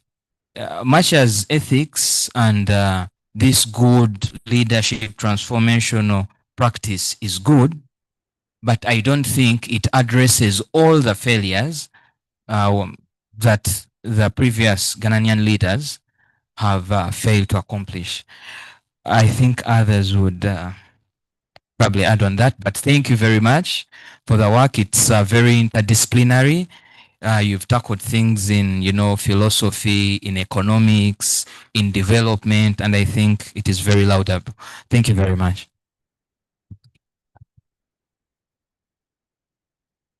Thank you very much, Dr. Nsubuga. In the interest of time, I would just request the rest of the panelists to make their sort of comments and questions concise so that we don't lose much time. Thank you. Thank you, Dean, and well, congratulations, Peter, for reaching this level. As I read through your work, I wished you were developing a new philosophy. The energy you put in the work shouldn't have ended as a mere commentary on Peisistratus and Aristotle, but so far well done. I want to start with the smallest part. Go back to your problem statement. Because when I came to the presentation, then I even got more confused from the comments I made in the examination report. You are telling us that there is limited knowledge. You even highlight it in red here, that the problem you are looking at is limited knowledge about these important years when Peisistratus ruled. But your whole thesis is about economic leadership ethics, inadequacy. I think you need to think through clarifying that statement or clearly stating it. It's not necessarily the knowledge of Peisistratus that is really the problem you are trying to address from what I read through the work. Rather, you're looking at a deficit in economic leadership ethics. I don't know whether I'm true about that or not. And in the work, actually, it is even more mixed up. So this statement of the problem, what you are really trying to address, needs to come out clearly. And I think this is where the whole challenge starts from. So let me go to the horns of the bull.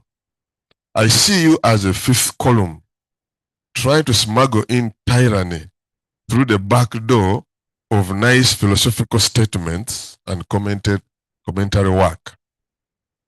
You are overturning a debate that has been going on between classical thinkers like Socrates and Aristotle, between good men and good laws.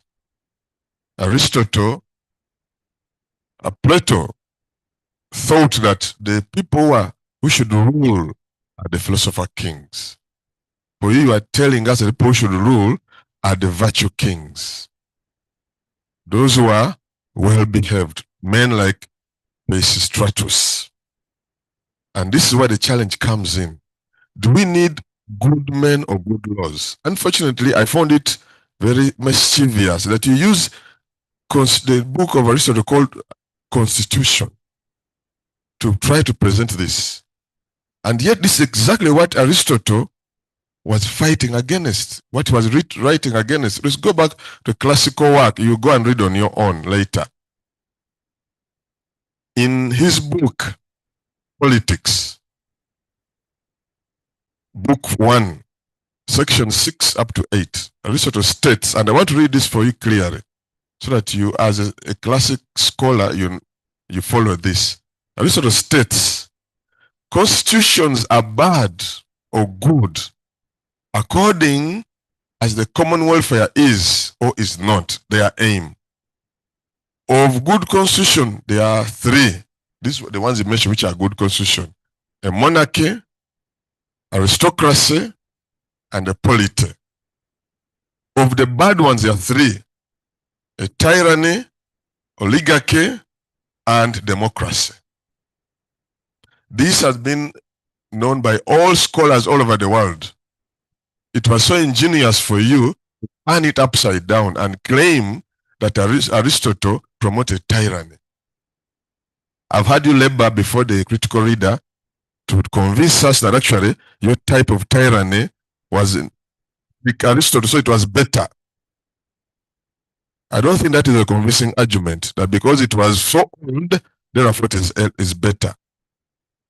Because in the life of Peisistratus, he was actually a trickster, in my view. When you look at his history, the pedigree of someone, what comes after a leader has left, shows whether he succeeded or not. You mentioned about his two sons, isn't it? One of them was murdered because they were trying to continue with their father's what? Legacy. And as a result, the son who remained became even a worse dictator. Let's use the right word. The word is a dictator, not tyranny. We are playing with words here.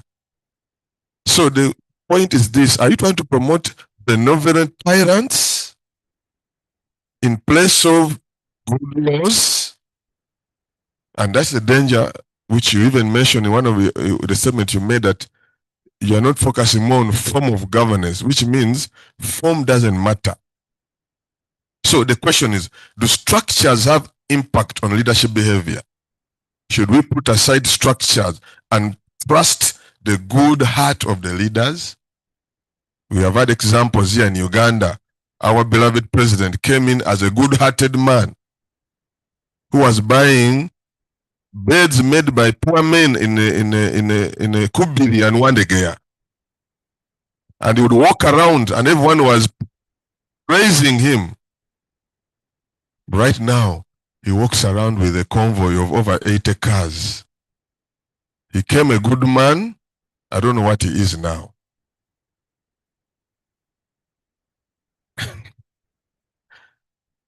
I know many panelists are going to raise these issues. I'm jumping most of them. I mentioned them in the report. You claim that Aristotle, somehow in your text, Aristotle agreed with Solon, and the critical reader raised it. The truth is that the classical texts speak otherwise. In Constitution, Book 4, Section 4, he actually, let me not read because it's quite long, he actually mentions that the ability, the purpose for Solon to be able to rule at that time was because there was a council of assembly. That's the first statement. It's first time we're hearing the grounds of what you call today a parliament. And he mentioned the constitution of there were knights, there were teamsters, there are others. You read on your own. And he says that the council of Areopagus was the guardian of the laws and kept watch on the magistrate to make them govern in accordance with the laws. These are structures. This is the time of Solon. And Aristotle mentioned that the reason why Solon was able, and I think the critical reader was raising it to you here, and I think you try to cover it, but I see it as a very ingenious way to bring in tyranny from the back door. It was because there was a structure in place that acted as a check and what? And balance, so that the system in Areopagus could work. So if we abandon systems and structures and we focus on virtuous leaders, yet Aristotle, this is one of the things Aristotle was questioning, whether we can trust virtuous leaders, the philosopher kings, whom we have baptized in the way I find it, the virtue kings. Peisistratus being one of them, a good man. Are we sure that we can really keep this system going? Perhaps Peisistratus was a good man, but it wasn't in his genetics, because we see it that his sons failed terribly. The same thing happened in Ghana. Kwame Nkrumah never installed his own son as a what? As a heir. So which means that virtue or good behavior, ethics, is not genetic. It is a result of historical factors and structures put in place. And this is something that I wanted you to really address to yourself, so that you can know that without structures, we are living on very shaky ground. Two more comments, then I will hand over the mic. You talked about religion a lot in the text from page 100 onwards, and the religious symbolism, and the critical reader talked about how Peisistratus paraded Athena in the streets. People loved it, and you even said Herodotus never said anything negative about it. Historians are here. Is Herodotus really not questionable about these reports? That's a comment that was not for you, but the whole audience. Is it true that whatever Herodotus didn't say bad about was inherently good? So we know that tyrants use religion a lot to control people. come back to Ghana, the little research I did online, I found out that Ghana, 81% of Ghanaians profess a certain modern religion, either Christian, Muslims, and the rest are traditional what? Africans. And tyrants love to use democracy, religion, to control people, especially religious symbolism. There is no one who prays most like a tyrant. In the example of Uganda, Amin came and he made almost everyone become a Muslim. The example of the current government in Uganda, most of the people who are oppressing and beating people to breaking their bones pray on Sunday. They even speak in tongues. You didn't question this issue between the interplay between tyranny and religion critically. Then the last aspect, this is what I found quite challenging because I don't know whether it is part of your domain, but there's no way you can talk about modern Ghana without bringing in how technology can also be employed, either in economic growth or in perpetuating tyranny. Modern technologies are so invasive that people do not know that they're even being lied. It's very easy for them to use it to oppress and deceive. And then sidestep all the ethical boundaries you recommend and you put in your work. It is easy to use technology and sidestep them. We have an example of one of your neighbors in Cameroon, Paul Biya. I'm told that in cabinet meetings, his image chairs the meetings. They put a screen and a young Paul Biya appears on the screen, smiling with nice teeth, as if the doctors in Switzerland have never removed any. That is technology being used by tyrants. And the man is coming back for another term. And that is a democratic what? Tyrant. I know you questioned it in a section, but you needed to contextualize it in the contemporary situation. Contemporary Ghana lives in a highly technological times. And it is very easy for a tyrant to use this technology to exploit the masses and make them think that it's for their good. By the time of Peisistratus, that technology wasn't there. And it was easier for you to extrapolate simplistic ethical and virtue signaling from the time of Peisistratus. Yet in the current time, Ghana is facing very critical ethical issues raised by technology that a tyrant can easily employ, and it usurps the agents of the people and the agents of all these government institutions. So the rest of the comments are in the report that I gave you. Thank you very much. Thank you very much for the comments and the question. I think Dr. Nsubuga, yours was more of where is Doctor? A recommendation. So you made mention the fact that the scope is wide. But the objective of this work was to make recommendations for Ghana. And in order to do that, we needed to also, by the way, I keep on saying we. Forgive me. I always consider myself two in one. This is the Peter, the body, but the one in me. So actually, it is so forgive. I try to say I, but mostly I say we. So so should I say I again now? So what we did was to look at what was happening before and the attempt that the leaders made to ensure that they achieved their goals. So to skip some chronological facts will also raise the question, why have you skipped this period? That is why I focus on domestic container issue, because the period is wide, 70 years, and it's not everything that I could discuss.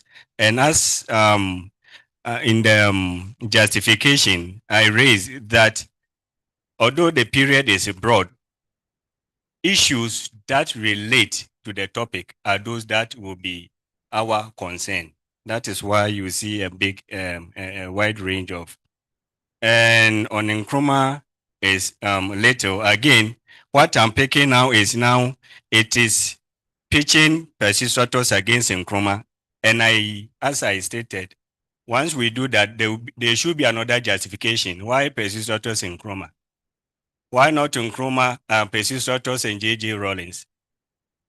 And it equally defeats the purpose of the study. That is why I captured all of them. But on Nkrumah, I can still add. The only thing is the volume, we will increase it. So I'll look at that one. Then interact with theories. Yeah. The theories actually, doctor, are embedded in the discussion. We try to avoid, so this is how, as transformation leadership indicated, but we looked at its application in the policies. That is why I do not mostly say this is promotion of socioeconomic well-being. This is ensuring mutual leader relationship. But the policies and how they came out, that is how I applied the theories in the work. Dr. Kanakulia.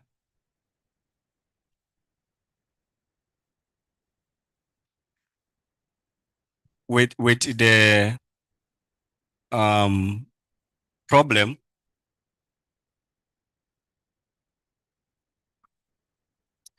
as it was indicated in the background, the whole point is Aristotle, reading Aristotle's Athenaia Politeia, this Holy Bible I brought with me. This is what we're referring to. This book, when you read it, indicates that Peisistratus was able to transform the society to the well-being of all. And that knowledge in that period is not talked about, as scholars like Cremona also emphasize and others.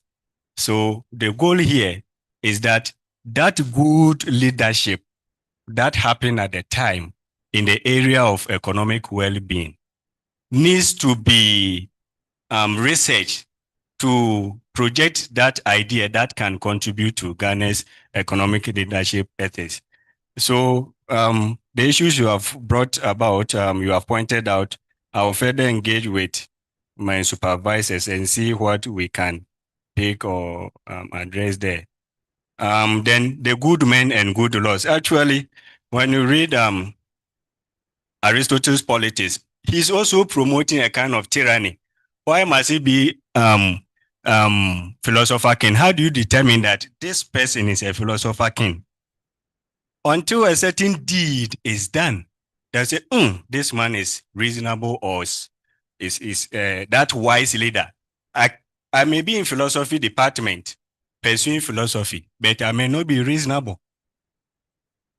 So you can't say that Plato, in that pedigree, is saying that best men or wise men are the best ones to govern. He's actually promoting a tyranny of a certain class. That is why I avoided Plato completely. Another issue, promoting tyranny in this. Again, I think I have to stress or elaborate more on the conceptual clarification of tyranny. Like I said, the term tyranny did not mean dictator or tyrant, but a ruler, a leader in that time. But after his leadership and his sons took over, actually he did not tell his sons to rule on virtuous, or in that context, you understand. That is why Peisistratus managed to govern Attica for 19 good years, transforming the society. Then after he died, when his sons took over, the Hippias Hipparchus story comes in. Then that is where now they began to taint the leadership of governance or the good things Peisistratus had done because they did not follow their father's examples that he laid down.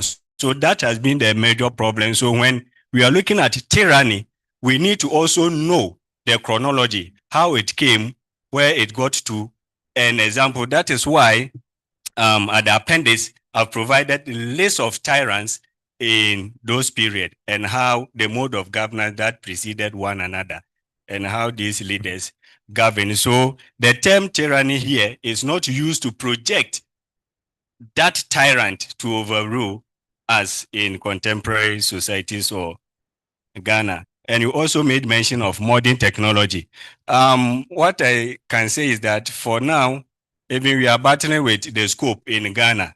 Now to add technology, another area, it will be quite defeat the purpose of that is why I did not even talk about technology or about Pobia. And by the way, technology is used by humans. That is why even we need a certain kind of virtues to guide the use of technology. Thank you very much. Thank you very much, Peter. I will now invite Dr. Robert Kakuru, and he'll be followed by Dr. Wamala Nixon. And please, let's keep it brief.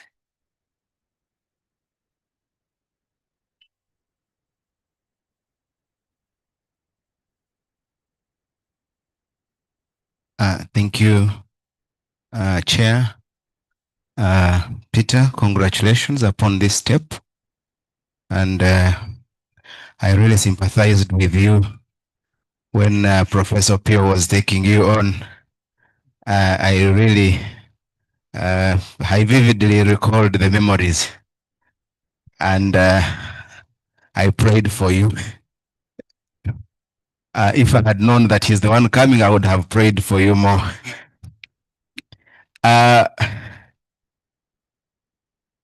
Peter, this is a commendable piece that I took time to read. Not the whole of it, but at least I picked some issues that I want us to look at. One is, I think it has been ably raised by Dr. Kanakulia about a benevolence dictator or a benevolent tyrant, where if you're looking at the focus of your study, one would ask, are you trying to justify a benevolent dictator?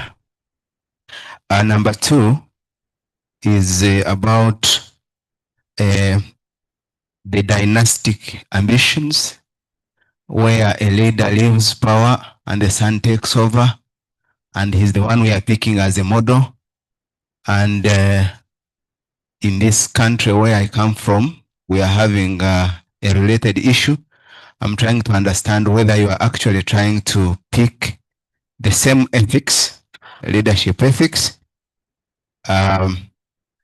economic leadership ethics to really justify this position. Then, of course, from your submission, I realized that we could have been dealing with a populist leader who was trying to justify a distribution of wealth from the rich to the poor. Is this what we are trying to justify by saying that if I work 24 hours and the poor is sleeping and I accumulate, then you take away from me and you give to someone who is sleeping and enjoying his bed in comfort? Because then I want us to also look at page 21 of your work, where you discuss Aristotelian Thomist theory of common good ethics. I noticed that in this discussion, and at this level, you did not quote any original text Aristotle and Thomas Hobbes. I'm asking, and then quickly you ran to quote John Rawls, the theory of justice. And even when you're quoting John Rawls' theory of justice, you even started by saying in the revised version of a theory of justice, not in the original text of the theory of justice. And then you describe the common good.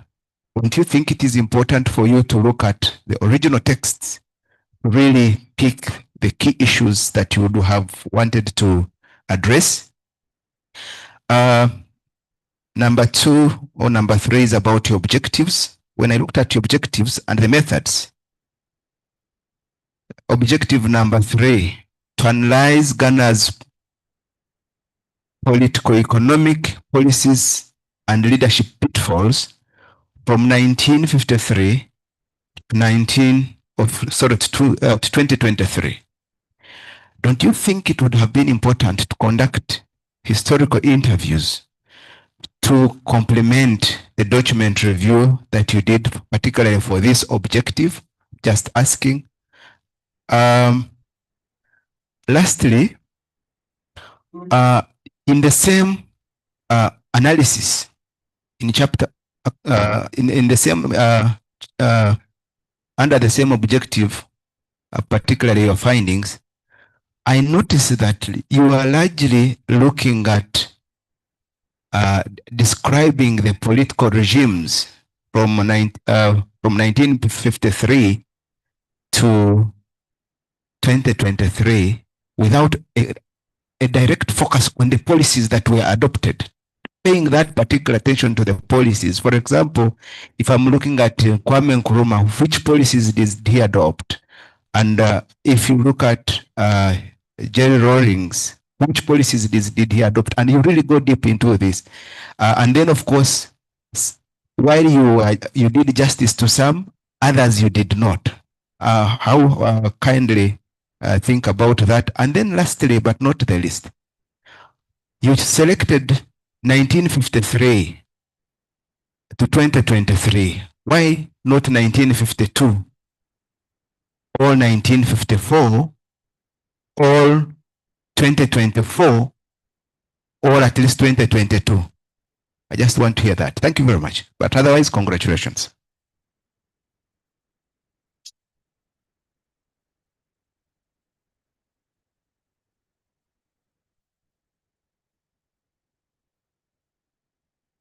Yeah, thank you, Madam Chair.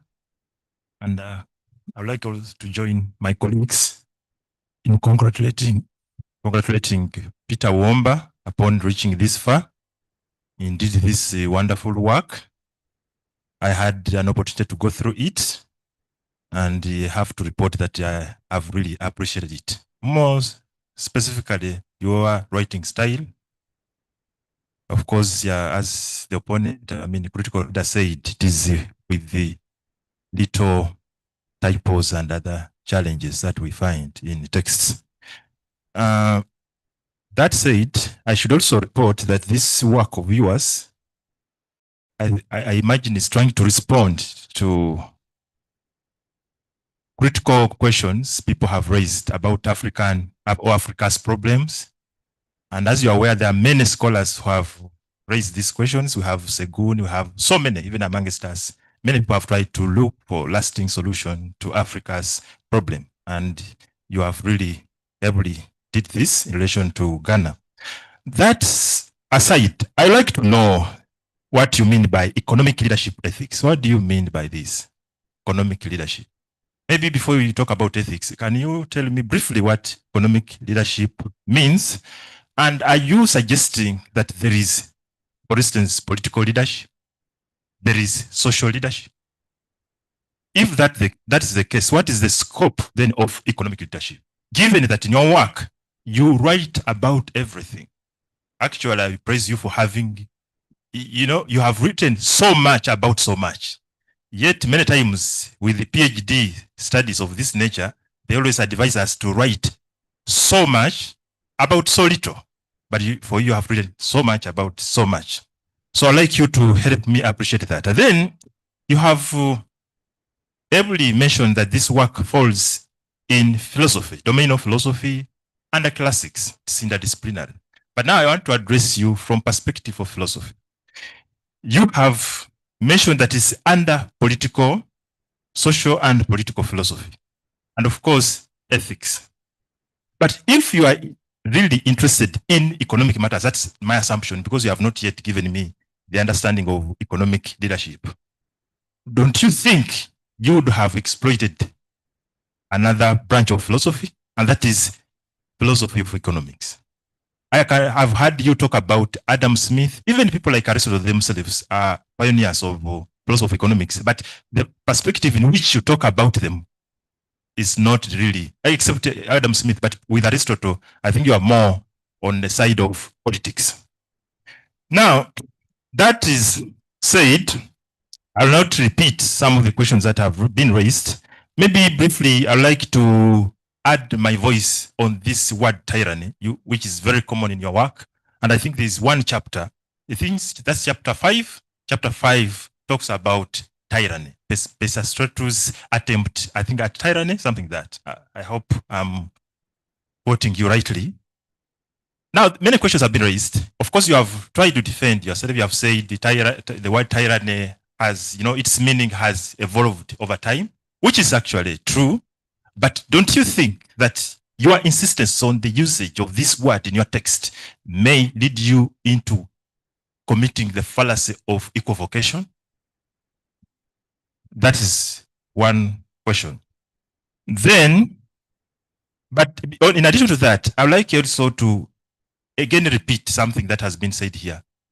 Well, Aristotle later talks about tyranny in a negative form. But remember, Plato was the first. When Dr. Kanakule was referring to Plato, he's not saying that he was endorsing Plato's aristocracy or the rule of philosopher kings. But Plato, in his categorization of governments or degeneration, what he calls degeneration of governments, he begins with the best government being aristocracy, followed by democracy, oligarchy, democracy, but the worst or the last form of government is tyranny. Still, you find there is a problem with the usage of the word tyranny. So I beg you to think through it. Now, I want to run quickly to, again, in relation to that, there are many concepts you have used. And you have said that you employ conceptual clarification. But little have you really done in terms of conceptual clarification. I beg that maybe you have to give definition of words somewhere, terms of key terms that you have used, because you leave certain words hanging. Even use the word democracy. How do you understand the word democracy? Because its meaning has also evolved over time. It's not clearly given in the text. So I beg you to think about it. Now, let me take you to page 125, where you give us agricultural policies. You are talking about policies, economic policies, but then you specifically point out agricultural policies. And that's a section. I was happy to see this section, and I actually wanted to pick lessons from it to apply to my country. But then, as you are mentioning, you are explaining agricultural policies. Along the way, you said leaders should forgive those who the wrongdoers should forgive wrongdoers. And you repeated this about 3 times, that wrongdoers should be forgiven by leaders. What do you mean? You remember the section you are dealing with is on agricultural policies. I would like to understand, how does forgiveness of wrongdoers come in? Then second last, I would like to ask you now, that given that you didn't conduct any interview, and in my opinion, because you have made accusation of Ghanaian leadership. In fact, I think you are an extreme. I mean an extremist. Because while you were praising Peisistratus, when it came to Ghana, you seem to be very negative about it, and you talked a lot, negative whatever about Ghana. Now, given that you have raised those negativity, don't you think you were undermining certain elements of philosophy, which we call criticality, for instance? Because for you, as a student of philosophy, you're supposed to be critical. Being critical does not necessarily mean that you have to accept a given position without really sound reason. Neither does it mean that you should reject a given position without sound reason. Then lastly, we can look at chapter 125 again. I mean page 125, where you indicate that Peisistratus confiscated land of the nobility and gave it to the poor. I hope that is what you wrote. Now, if that is the case, because actually when I read that, I was relating it to Uganda's case, that is 1972, when Amin confiscated property of Indians and gave it to some individuals. And I hope the individuals gave were the poor. Now, what could be, my question is, what could be the ethical implication of this? Because you seem to support it, but what could be the ethical implication of confiscating someone's property and you give it to the poor? Suppose the nobility acquired that land rightfully. What would be the issues? Then lastly, it's about the method. Maybe that one I raised it, I got lost along the way. But I wanted to ask you, what would be the losses in the failure to use interviews in your work? Thank you very much. And I congratulate you once again.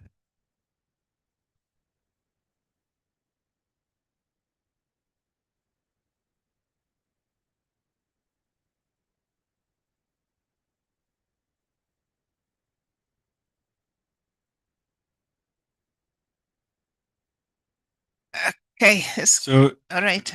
Thank you, Chair. Dr. Robert Kakuru, I think you re-echoed the fact that am I not promoting or justifying tyranny? I think this is where the study becomes more interesting and engaging to deconceptualize the term tyranny itself from classical scholarship, as we have, is to still expand the concept in its chronological order, how it, should I use metamorphosing, how it changed over time in context of leaders who were governing at the time.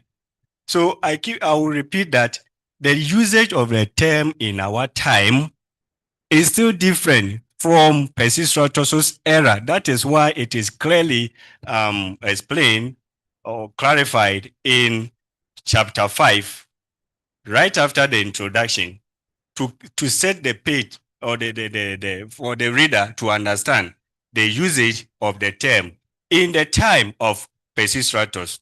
And actually the term, if you read, was borrowed from Asia Minor in one of the plays that were produced at the time. And that is how the term ended up in Athens or Greece, and it was used.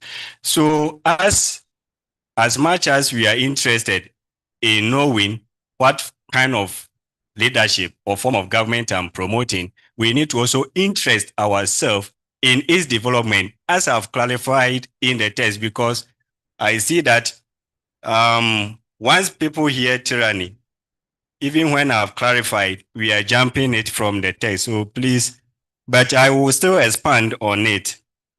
Yes. I'll look through that. And sans trying to take over position. Here, I could not, or I did not include those facts there when you were talking about the Council of Areopagus. The Council of Areopagus were made of the aristocrats alone, the aristocratic ruling government. So how do you now go and negotiate with them? By implication, the structures that you are talking about is that structures are important. We should not forget that those at the assembly or Areopagus were humans. And as a result, when you read Hesiod, Theogony, and others, you will see that for they consider themselves as descendants of Zeus. So they had the right to govern. So if you do not belong to them or their class, there's nothing that you could do to convince them. But fortunately, Peisistratus happened to be an aristocrat. So it's like he knew the internal operations of these aristocrats or the Areopagus, that they could be bribed. So how could he now engage them on that level that, no, what you are doing not good, so we need to change things? So that is the issue that we are handling.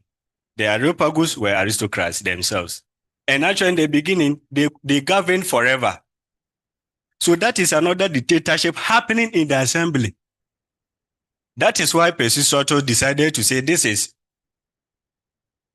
some kind of a joke. We need to reform.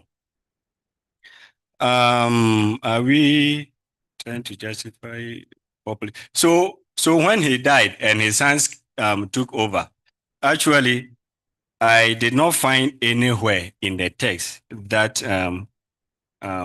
suggested that there were some laws that the sons should take over. What the text does also say that Peisistratus died out of ill health. So he died. And after that, his sons took over.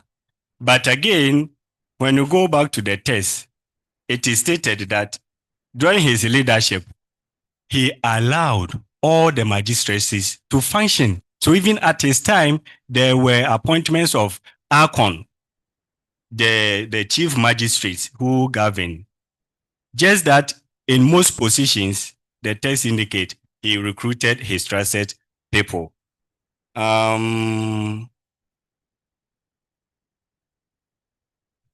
Okay, engage or quote the original text of the common good. Yeah, that one, as the Professor Opio indicated, I'll look at one of those texts and incorporate to conduct historical interviews. In the first place, I was wondering if I should conduct interview. Actually, my professor brought it up, Professor Wamala. Then I have to go there and convince him that it may not be helpful for our work, because what it means is that I have to now trace the descendants of Peisistratus up to, then who would I interview? So I decided to choose an approach that cuts across. If I should conduct interview on Ghana, I miss the case study. But the interview should be done on the case study so that I do the same thing at the other side. So that is how I avoided that one.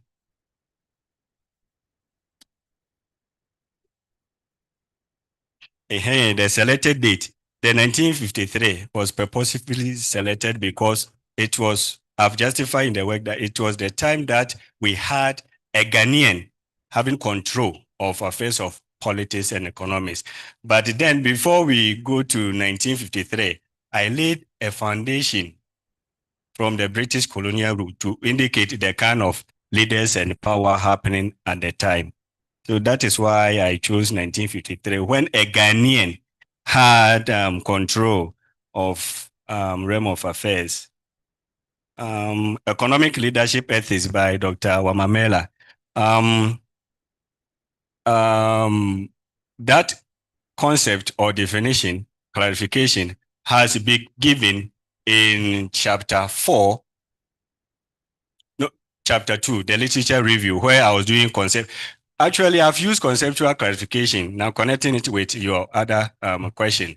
I use the approach to clarify the concept embedded in the text. That is why if you read the introduction, it is indicated clearly that the issue of economics, leadership, ethics are intertwined. So you can't explain one and ignore the other, or explicitly define the other and leave the other one out. And there I try to show how scholars like Adam Smith, as you pointed out, and Gugel and Martin Nittusen have defined economics not to simply means factors of production or looking at capitalist system or GDP or whatever, but it goes beyond. Even in the attempt of production, the focus should not be detached from ethical implication of the outcome of that kind of capitalist system or production that we are looking at. So the term is clearly clarified in chapter 2. That is why, in fact, even in philosophy economics, you can still not detach issues of ethics from it. Is tyranny not leading to the fallacy of equivocation? Because it's likely to lead to fallacy of equivocation. That is why, in the first place, we set the pace and clarified the term tyranny.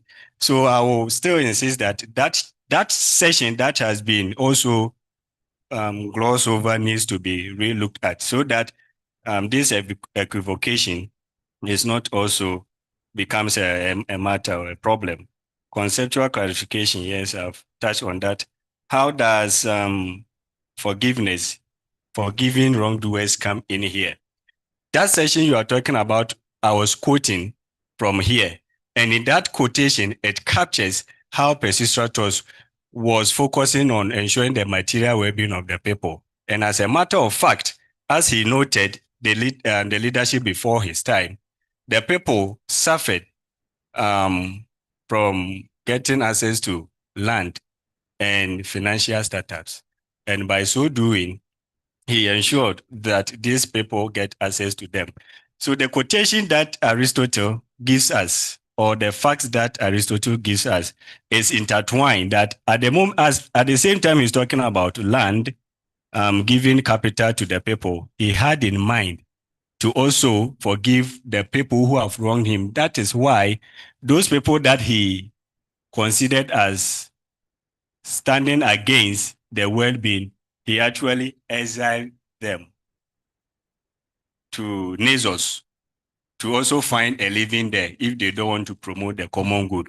And those people, the exiled ones, their lands are the ones he had to also look at how to redistribute among the people. If you don't want the well-being of others, how do you also promote your well-being? So it was that kind of thing happening at the time. You seem to be negative. Yes, I was not entirely negative about Ghana, because when you go back to chapter 7, I think subsection 4.0 or 1, where I have indicated the achievements that Kwame Nkrumah made. So it is clearly indicated that Nkrumah made some achievements and all the political regimes that came after them. But the focus there was to also point out the leadership challenges or gaps that have stood against their good will. Okay, use interviews, I've talked about it already. Thank you very much. Right. Thank you very much. Thank you very much, Peter. And I think I just want to clarify that it's a PhD defense. So, and you're really defending well. And because some of the things that you talk about are very close to us, we cannot avoid to make statements that might be misunderstood to be very political, but I trust that we are safe in this room. So I'd now like to invite Professor Rukoko, and Prof will be followed by Dr. Edgar Taylor.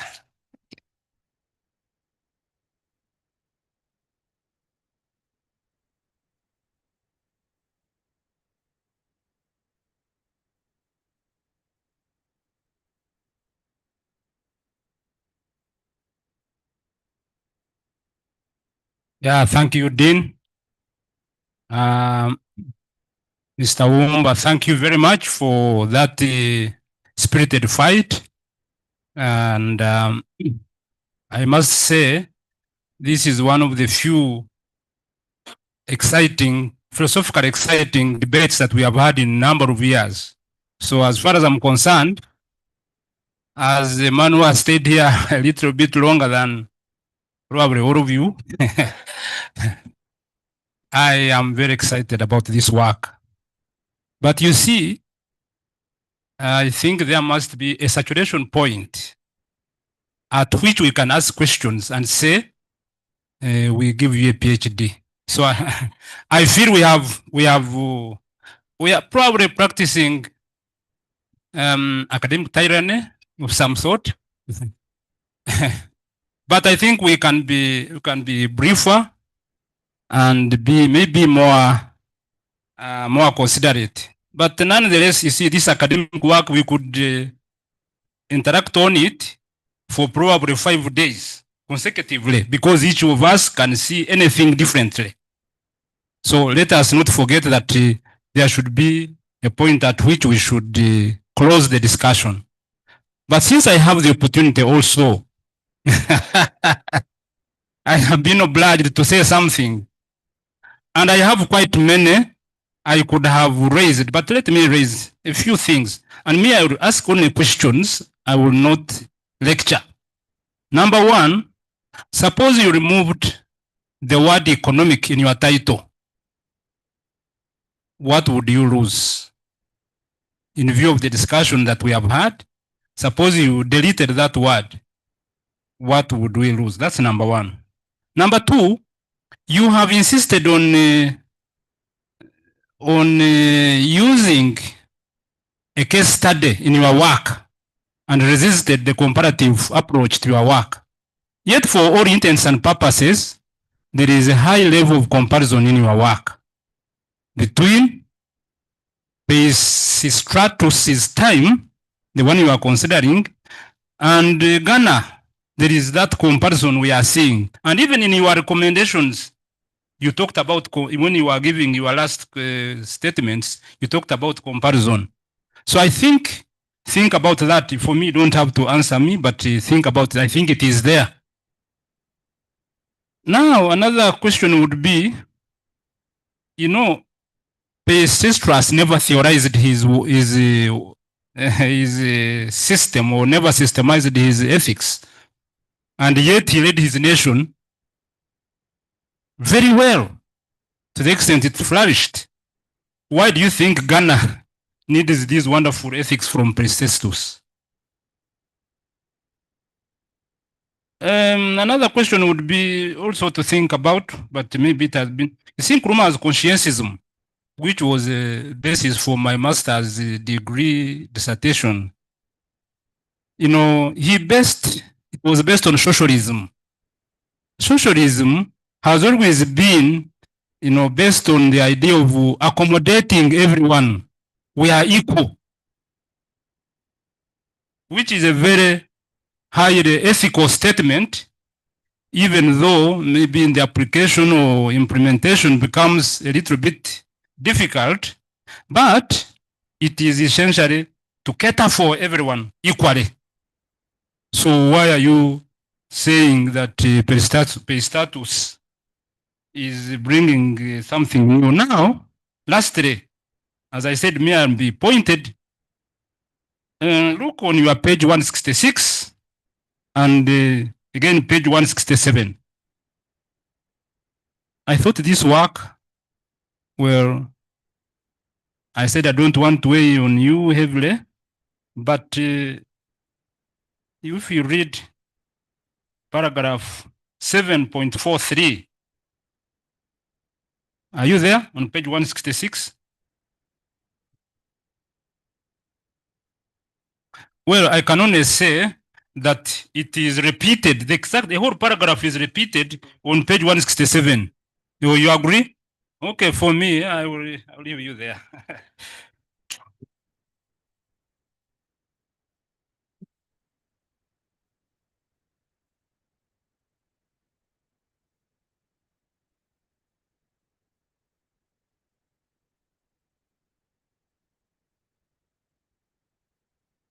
So thank you very much, Peter, and congratulations. This is, I'm not a philosopher, so you've heard from a lot of philosophers. I'm a historian. But even history has a bit of philosophy in it. And I know that two things can be true at the same time. One, that this is a really wonderful thesis. It's written very well. The debate that we've had here is really what a dissertation defense should be. We've been going into the substance of your arguments, having debates, vigorous debates on their meaning, on their relevance. No one has yet mentioned on guideline so-and-so, is your page numbering correct? Or, we've all been talking about really interesting substantive things. So for that, I want to say thank you and congratulations. At the same time, the other thing that's also true is that I tend to agree with some of the panelists who've come before me in their implications of some of the arguments. So I want to, and I will say I'm not quite convinced by two of your responses. They're good responses, but I'm not convinced. So I'm going to push back on a couple of them. I think they go back to, why is it that you're using this particular context of ancient Greece to discuss Ghana's post-colonial politics? And I'm not saying there's anything wrong with that. This is how political philosophy works. You can choose any, it's not because it's foreign or it's in the distant past. The idea, but you could have chosen, say, Confucius or Ubuntu or pre-colonial political thought as a way to analyze and critique post-colonial leadership. So one, I think there needs to be a justification here about why this particular, you've chosen this context as a form of commentary on post-colonial leadership. So I think the first part that concerns me is I'm not quite convinced by your explanation away of the word tyranny, putting it in its historical context in ancient Greece, because you're still insisting that this is a context that has lessons for post-colonial Ghana. So if we use it's not just that the word had a different meaning, but it's that meaning over time that word has developed and come to mean what we think of as tyranny today. So by returning to that context, you're also insisting that we take something from that language. So I'm not saying that what you're saying, that imposing a modern idea of tyranny onto the Greek past, but you're saying that we need to take something from that context in which tyranny meant any kind of leadership. And it goes to, who else thought that ancient Greece was a great place to find lessons for modern leadership? Enlightenment Europe. And Enlightenment Europe liked to tell itself that it was about democracy, science. That's what they learned from ancient Greece. But some scholars have said actually they learned different things. They learned about hierarchy. They learned about justifying oppression. They learned about control of knowledge over others from reading about ancient Greece. That actually what they learned about science was actually stolen from the Egyptians or the Persians.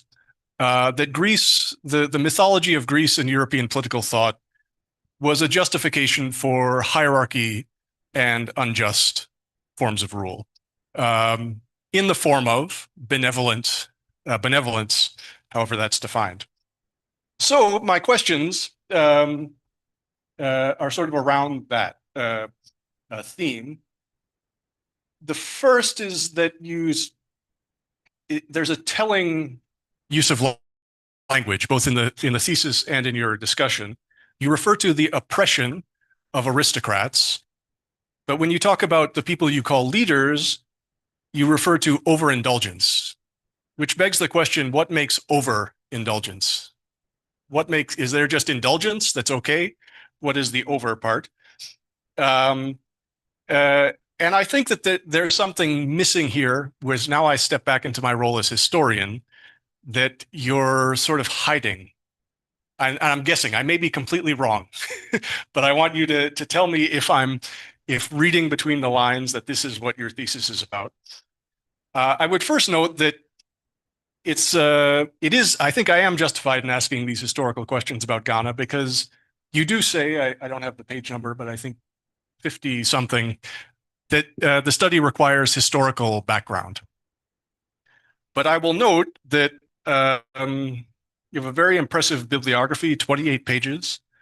There are a few repetitions, but very lengthy bibliography. One historian of Ghana, Roger Gawking, who actually was a professor of cultural studies, but trained as a historian. Scholars of Ghana, Richard Rathbun, Adu Bohen, who are not cited. And so there's something in the, as has been mentioned, in the substance of post-colonial Ghanaian history that's missing. And I think that it's chiefs. I think that this is a thesis meant to attack the legitimacy of chiefs as aristocrats in the name of justifying benevolent society together and creates economic prosperity. I wonder what your response is to that thought. That really this is a study of why unaccountable aristocrats in the form of chiefs in Ghana need to be controlled by leadership that has the economic interests at heart of the people. If it doesn't, there will be a resurgence of unaccountable tyranny.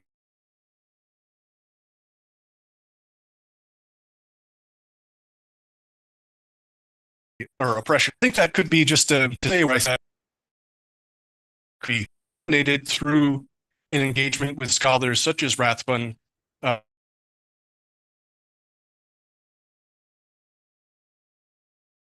through an engagement with scholars such as Rathbun,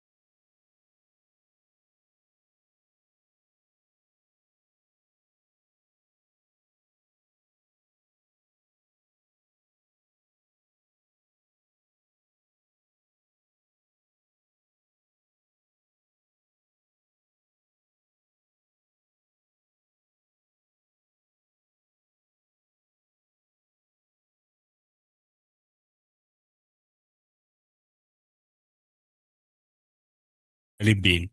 For instance, if we are doing well materially, everyone is okay. We have some good shillings. Every month you are taking home 20 million shillings. What do you have to complain with the government unless you want more? But this is not to say that the issue economic is not Prof. Okay. So Prof have gotten the point, but economics needs to be there because governments are there to ensure the well-being of all. And by that, ethics needs to be guided or guide their policies. Think about comparison, Prof. We will look at that. Why do you think Ghana needs Peisistratus leadership ethics? So we need that because of here, you see, secure the maximum welfare, freedom, happiness of everyone, person, and provide adequate means of livelihood, employment, provide assistance to the needy. This is the task of the state. I'm coming in to help how this task can be achieved. And the study shows that Peisistratus governed in a manner that he never allowed himself any unfair advantage. That statement alone, Prof, I think is something great that we can always refer to. Nkrumah socialism, Nkrumah focus on socialism, but when that remained in ideal state. Why? Because in his policy implementation, we know how he ran to the west, to the east, to the west. So what is Nkrumah at this point when he is trying to implement his policy? So when we go by his socialist ideals alone, we may miss out the point, because on African surface or promoting Pan-Africanism, so everyone one is equal, he goes east. But when he's contracting loans from the west, he goes quiet. That is where I'm now bringing the issues. So, Prof, Nkrumah is that also a little bit trickster here and there. Okay. So everyone is trying to be trickster here and there. So okay. The paragraph, yes, Prof. Thank you very much. When I was reading over the work, I noted, and I've put a sticker here. Thank you very much for keeping that close eye. I've known that you deal with the work. Thank you very much. You read it. Because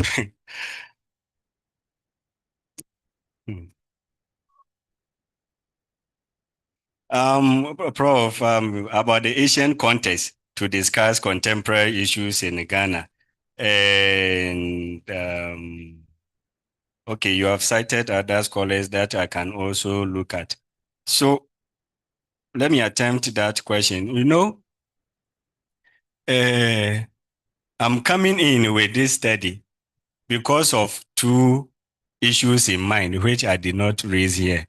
Once you begin to talk about ancient issues or context, people begin to assume that, like I stated in the statement, problem is outdated, it has outlived its relevance.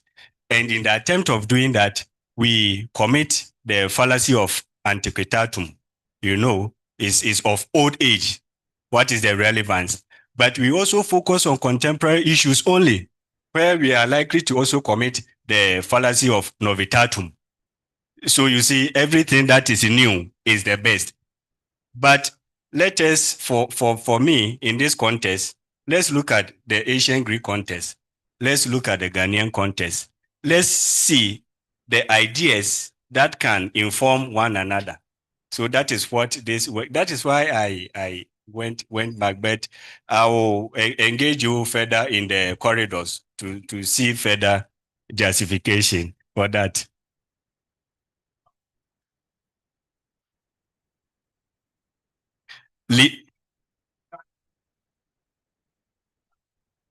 Okay, I'm not, thank you very much. I think in the second presentation of my topic proposal, Dr. Wamala asked, you made mention of Confucius, Master Kon. Why don't I use Kon? And also, why not Nelson Mandela? But in as much as I've studied African studies in my undergrad, my master's has predominantly been in classical scholarship. And in classical scholarship, we focus on the political economic issues emerging from this period. So that is the scholarly scope I'm coming from, and integrating with issue of philosophy and stuff.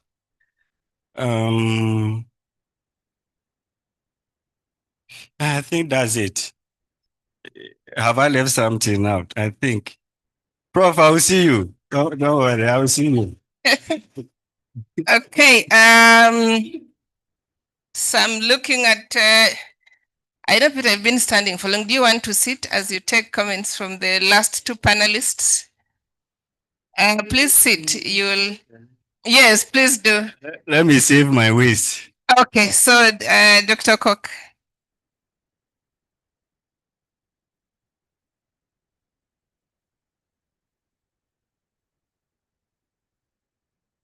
Thank you very much, Dean. Congratulations, Peter, for reaching this far. Indeed, when I look at you, you look exhausted, but I will try to keep it really short. For me, I have two or three issues that I want us to really look at. I'm going to take you back to theory, specifically the common good theory. Members did highlight that you did not do much deployment when it comes to citing original works. But when I look at your theoretical framework, I do observe that you really made adequate citation of neo-Aristotelian, neo-Thomist thinkers like Martha Nussbaum, Olson, and the rest. And then I'm here wondering, are you talking about Aristotle, Thomist, or you want to talk about neo-Aristotelian, neo-Thomist kind of work? It's something that you need really to clarify, because that's what I see. I don't see much of Thomas Aquinas. I don't see much about Aristotle, but I see so much about these other thinkers who come in much later. And then the second one still is about the common good. You highlight that the common good is a framework that you want to use and maybe to guide in making conditions in Ghana better. But I want, many people have looked at a common good to be having one major challenge. And the challenge is that it is not consistent with a kind of pluralistic society where there is so much diversity. How possible is it that we can use a common good in a diverse setting like Ghana? Can we have something that we can really agree to, and we say we can call this a common good, yet we know these diversities all come with various interests? Is a common good practical? Can it really solve problems? And then maybe lastly from me, what would you consider to be a limitation of your study? Yeah, just that from me. Thank you, Dr. Cook. Dr. Sentongo. So I'll stand next to you so that I protect you. Thank you. Just want to grab the microphone. Yeah, thank you, Chair. Being the 9th panelist to engage Wamba, it might appear as if I'm insensitive if I go ahead to ask questions. Therefore, I'm going to ask. I'll not accept the emotional blackmail that the candidate is tired. He humbly applied. Yeah, so Wamba, congratulations. I'll not add to that. Many have already made the point that your work is interesting in many ways. Now, first, looking at your third specific objective, which says to analyze Ghana's political economic policies and leadership pitfalls from 1953 to 2023. I don't know whether even in 4 PhDs you would finish just this specific objective. Analyzing Ghana's political economic policies and leadership pitfalls from 1953 to 2023. And this is just one of the specific objectives. Yeah, I asked this question earlier, whether in history, the wider your scope, the more scholarly one a study would appear, because it seems many people are making that attempt to stretch their scopes far into history to collect a lot that one cannot meaningfully analyze within a single project. So I don't know whether at this point you would feel satisfied and make a claim that you have addressed such an objective. Because Ghana has had over 11 presidents since, and I think every regime has had its policies, politically, economically. Did you analyze all those? Nkrumah alone, I don't think you can exhaust him in one study. but now you're collecting all of them, actually starting from pre-independence, 1953. Maybe you'll not be able to do that now to go back, but perhaps you have a justification for it. And then on your statement of the problem, you seem to lie about what is available in scholarship in order to create a knowledge gap. You say, one, that contemporary scholarship and researchers pay less attention to the very past societies. Is that true? Maybe the historians in the room can help us. That contemporary scholarship and researchers pay less attention to the very past societies? I would doubt that. Second, you say they have no interest in past civilizations because they assume it is outdated or still remain an elitist discipline. I also think that is overstretched and not really accurate.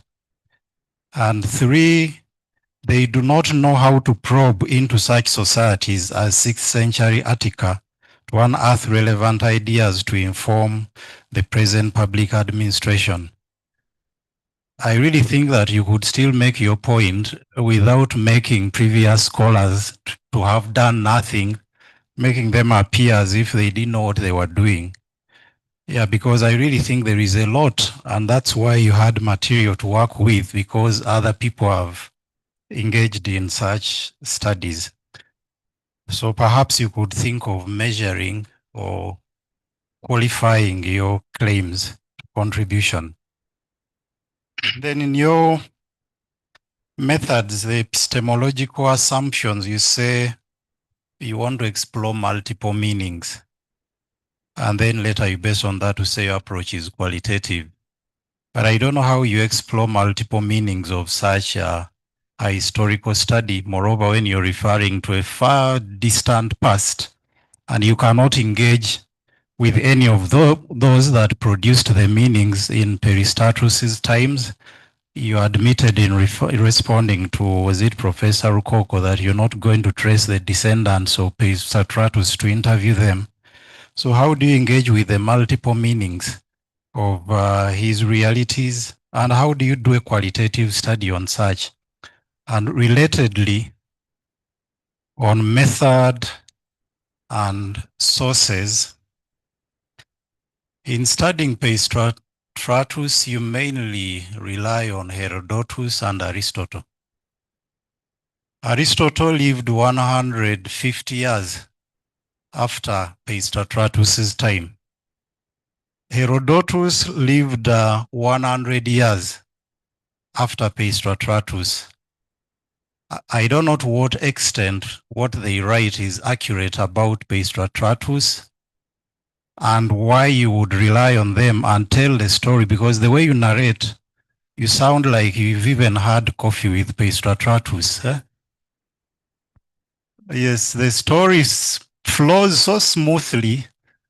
And for me, when I'm reading history, any account of a distant history that is too smooth without any gaps becomes suspect. You can't be talking about someone who reigned 2,800 years ago, and you're speaking as if you really have an accurate account of how their leadership was. And you're relying on sources that also lived many years after them. It's like me writing today about Mutesa I, and then someone comes 2,800 years after and relies on what I wrote about Mutesa I as an accurate account of the times and of the leadership. So the fact that you do not, I don't hear any I don't knows in your answers. I don't hear any acknowledgement of gaps. In this, we don't know about Peisistratus. This is what Herodotus says, but this and that. That it seems all these vacuums are filled to leave no space, but also not to account to the subjectivity of these authors. Certainly, Aristotle had a position. Herodotus also had a position. So where is Aristotle and Herodotus in their account of Peisistratus? for you to come now and rely on them as if, yes, this is how Peisistratus governed. I find that really a big challenge. And also when you're relating that to a more recent period that has an advantage of recence, where you have a lot to compare, for instance, Nkrumah with Peisistratus. With Nkrumah, it's because we know too much about him.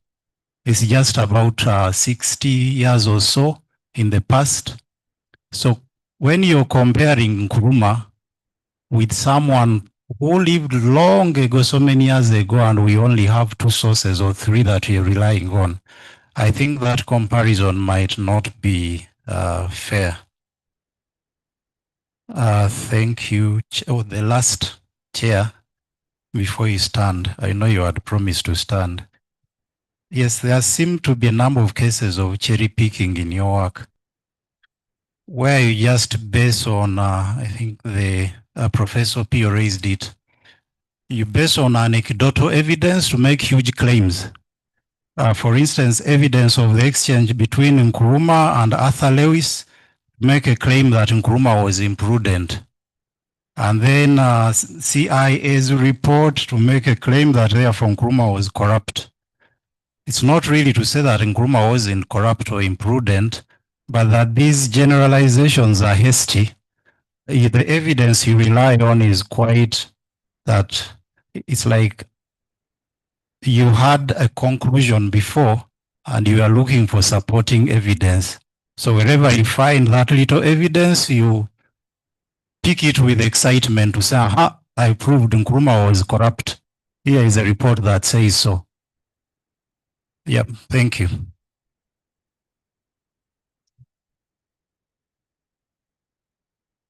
Thank you very much for the questions.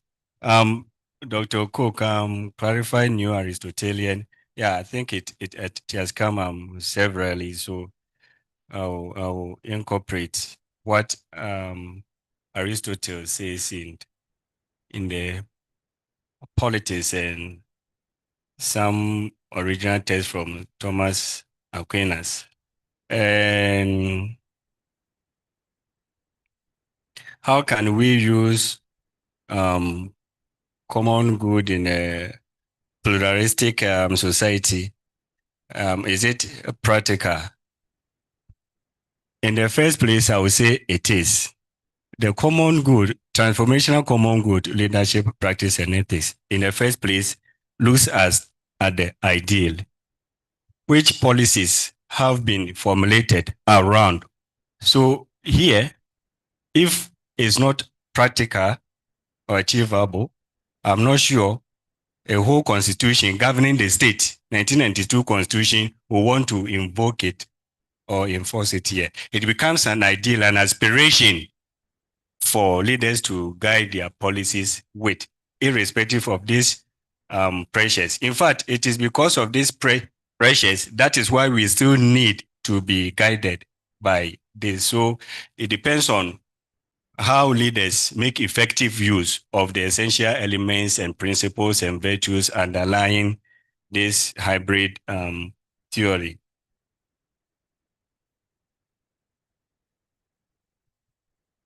What would be the limitation of the study?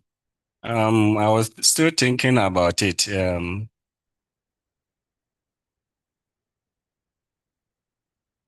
don't have one now. I'm thinking about it, but yeah, that is what I would say for now. Or maybe I meet you in chambers and Dr. Spear, why the scope in the objectives. In the corrected version here, I've made an attempt. I think subsection, is it 1.7 or 4, to clarify or justify the choice of the scope. And there I've shown that although the period is broad, is wide, matters that concern these discussions. Okay, thank you. Are those that I will point out.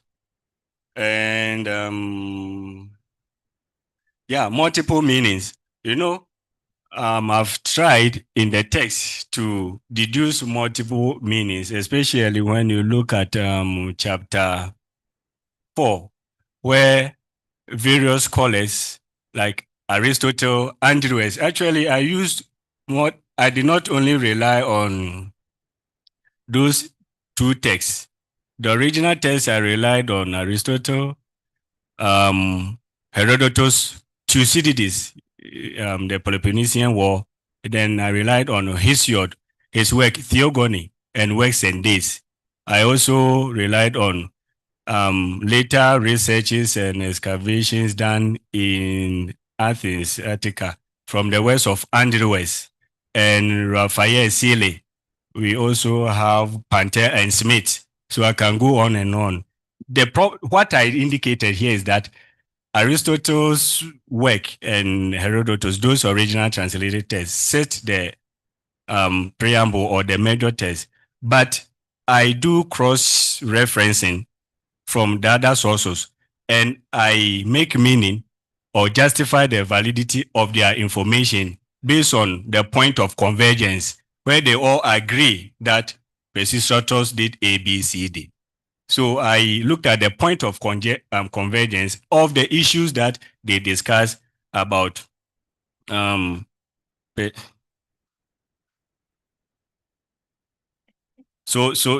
that may be another interpretation from that side. But yeah, so yeah, because you know we are always making meaning. So it's like showing you this paper. You will see this side, but they see that side. So the interpretation will likely differ. How do you? Yeah, this is qualitative study. Obviously, it is devoid from looking at statistical metrics or that kind of thing, graph here and there. We are looking at making meaning making underlies qualitative study. So I'll put it short as that.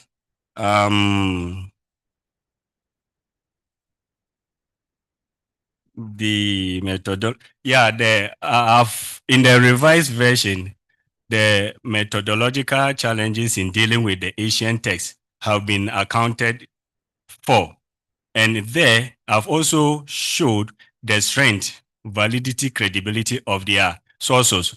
And one of the things that I looked out for is the fact that in ancient Greece, they managed to record government proceedings, activities, war events, and other stuff by the chief archon, the archon eponymous. He was the chief government in this day. And every event that happened, government records, whatever, was recorded and his name was put under it. That is why even in archives, it is still controlled. Because the archon, the term archives, comes from the Greek leaders at the time, archon. So he had control over the records that was kept at the time. And if you read Aristotle's book and Herodotus, they keep on referring to in the archonship of. So by referring to the archonship of, it means that they are referring to the text that is already documented as a credible source, which they rely on. So in this text, I've also provided about more than 50 archons who Aristotle referred to justify how credible their accounts. They may have rely on aura and whatever and myth here and there. That is the weakness in that area. But when it comes to their credibility, they relied on the documents that they have produced at the time and the anecdotal evidence to make a claim. Actually, the claims have been made already. Mine was to interpret it or make meaning or understand how these things came about. That is why I engage in archives where we have government records, where W. Arthur Louis was Nkrumah's economic minister from the 1957, 1958. employed him from British West Indies to come and help him develop economic policies that will promote the well-being of all. So these records coming from the archives, the government engagement and those that are signed and stamped is not merely anecdotal evidence, but evidence that is coming from government reports and other sources. So, Prof, that is what I can say now. Thank you very much.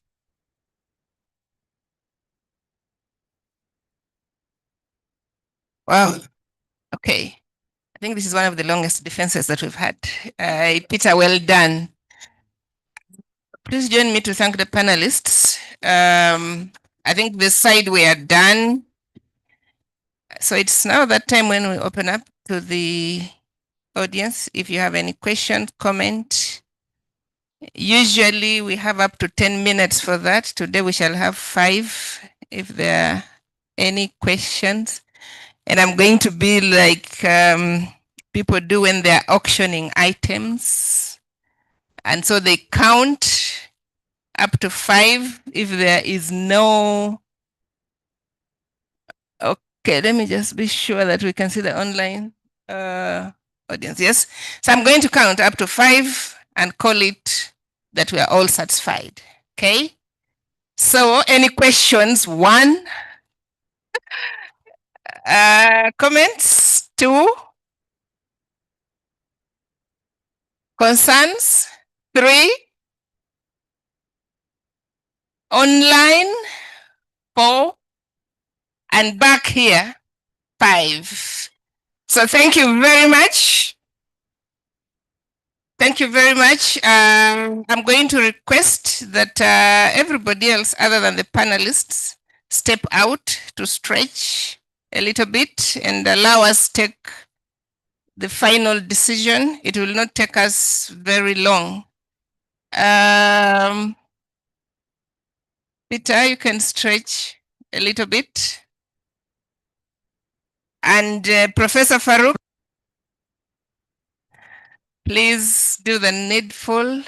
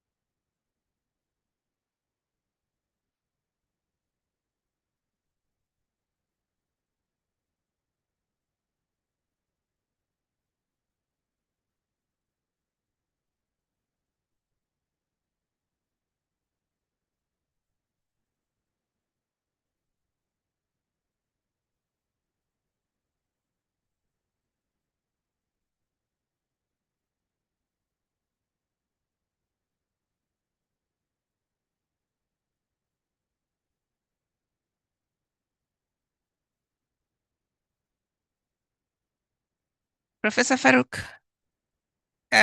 is the online audience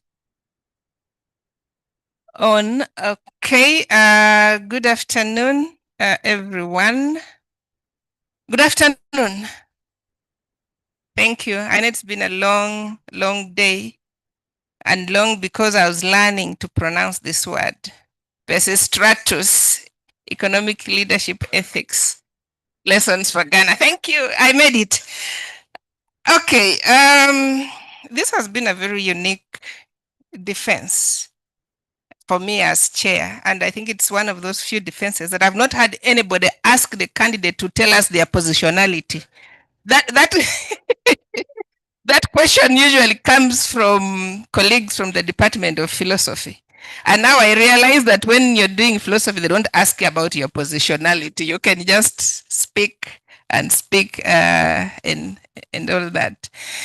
And so I know we are waiting for the good news, but I will feel very guilty if I announce the good or the bad news before I acknowledge the presence of my predecessor, Professor Patrick Mangeni.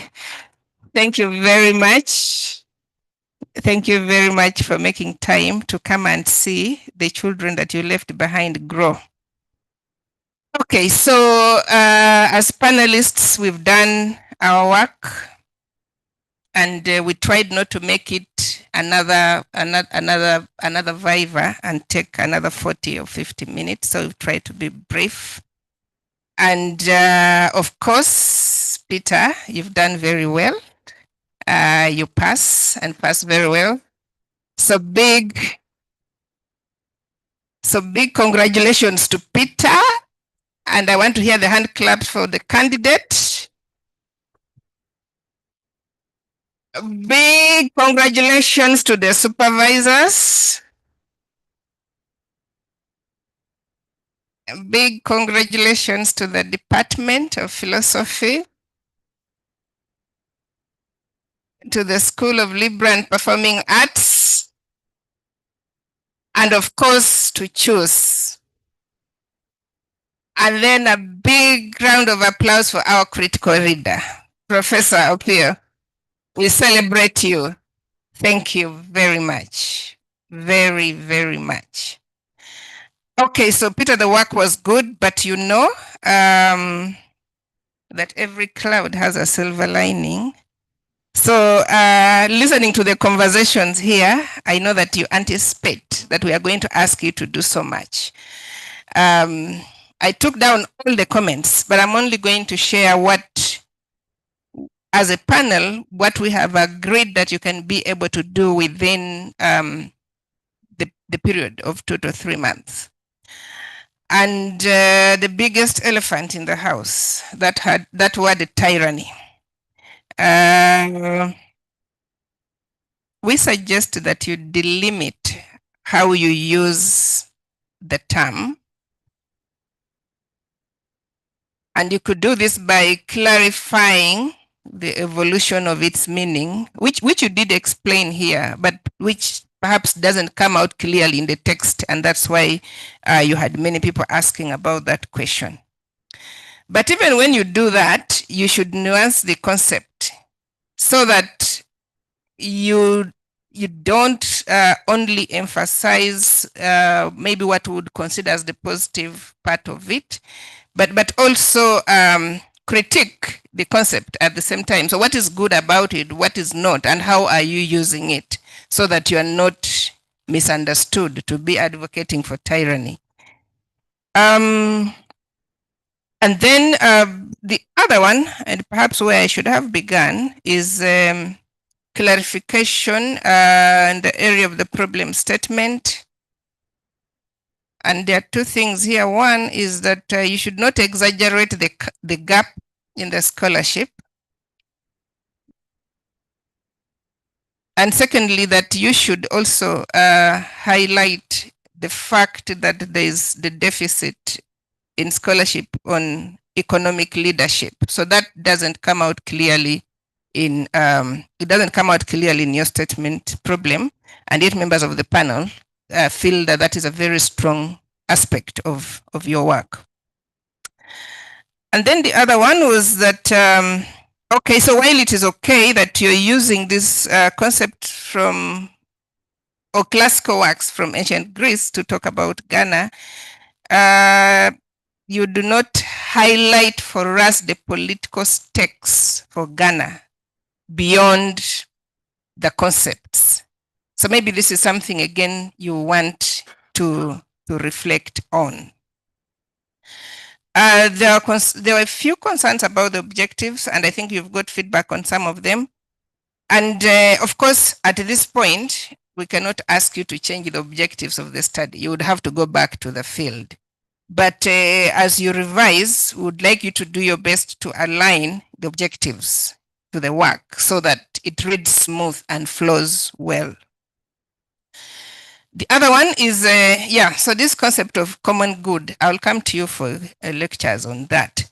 But what, as chair, what I would like you to do at this point is to integrate the originators of the concept and reflect them in your work. So rather than simply saying you're drawing on the work of so-and-so who also drew on the work of so-and-so, go to the source and integrate that in your work. Then the other aspect is that you should spell out the methodological limitations. And this really goes to the sort of the questions and engagement that you had with Dr. Spire, that you present this as though you actually had a conversation and coffee with the person you're studying, and yet this work, the sources that that you're using, people who perhaps did not even engage with the person themselves. So it's important for you to acknowledge the methodological limitations.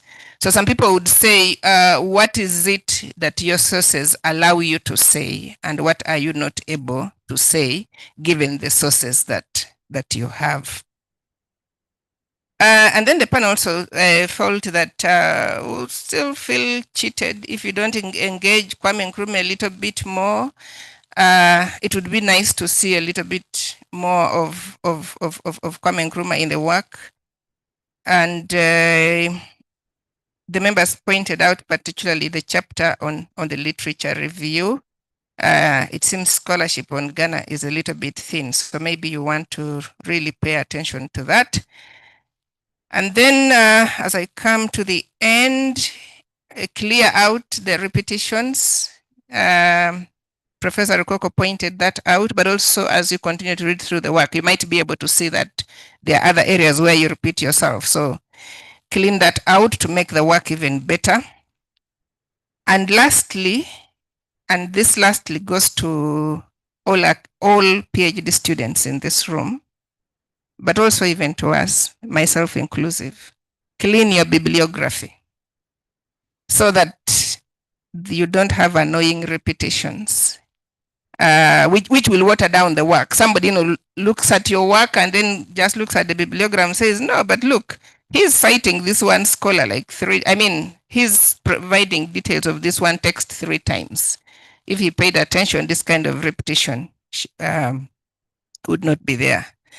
So, Dr. Wamba, if you can do that, and if you can do that, and you make sure that you submit copies of the revised work, you'll get the list of what you need to submit from the school registrar, from Secretariat.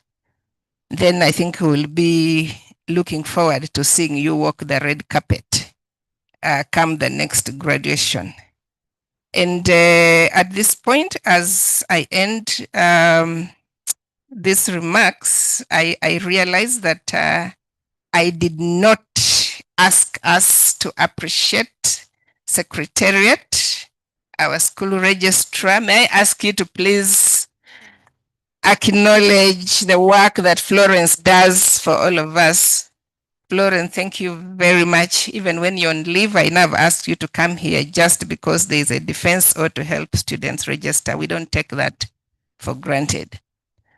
So I think I want to bring this to a close, but after Kwame says something, this time not under tension, and we are sorry that we had to subject you to these many panelists. It just says something about your work, how interesting it was, and nobody, not a single person gave an excuse not to come for the defense.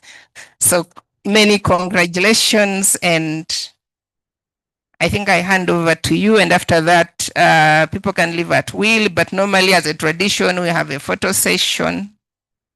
Yes, and if anybody else will want to say anything. Thank you. Thank you very much, my Dean and Chair. I will try as much as possible to not present another, but I remember when I started the project, I had some funny concept, though it passed Gerda Henkel's. But when it came to the department and my supervisors, I had a title, Leadership Parallels of Solon, Peisistratus, Cleisthenes, and Pericles. Benchmarks for contemporary sub-Saharan African leaders. Then my supervisors looked at the topic and they said, okay, let's have engagement. So I went to them, Professor Wamala said, do you think we can finish in this period?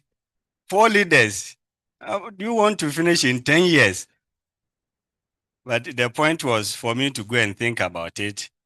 Then I made appointment with Dr. Tusabe. He took me on the board. When you go to his office, you will stand up actually and teach.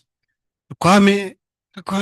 Then I'll be sitting, hey, this is my second trying to see. Okay, can I understand? Then I'll be by biting him little in my mind. I say, okay, but it's for good thing. So I went back, had to reflect on the topic. I brought another, actually it was now on Peisistratus and Kwame Nkrumah as lesson for Sub-Sahara. Then Dr. Spire said, Kwame, Sub-Sahara is even problematic. But I said, hey, what should I do again? I went back. Actually, I met my doctoral committee 4 times. Thank you very much for I think that is what has really made the work as it is today. You really contributed to this work that we have. I would like to say thank you very much for shaping and contributing to this work. And I remember when I went to Professor Wamala's office, the first thing I saw, I read this. And I took screenshot. I don't think Professor Wamala remember. A calm presentation of views help to increase understanding. Because Professor Wamala, when you see one comment, you may want to run away. You see the red ink from beginning to end. I said, can I survive? Everywhere you open every page, red. So I was bleeding at the time. So I said, okay.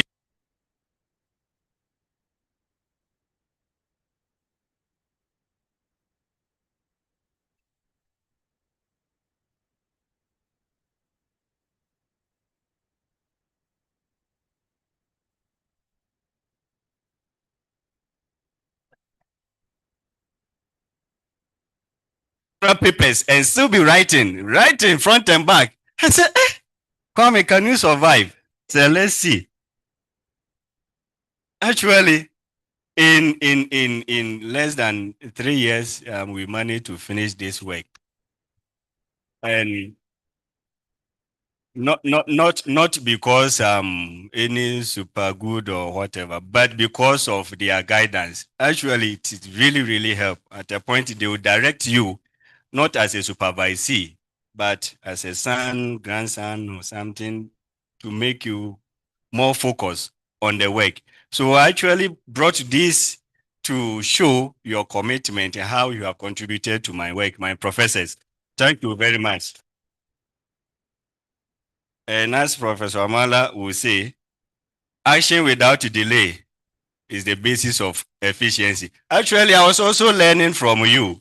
So I come to your office, I go to Dr. Tusabe's office, and I say, okay, you know, sometimes you go to offices, there are a lot of nice motto.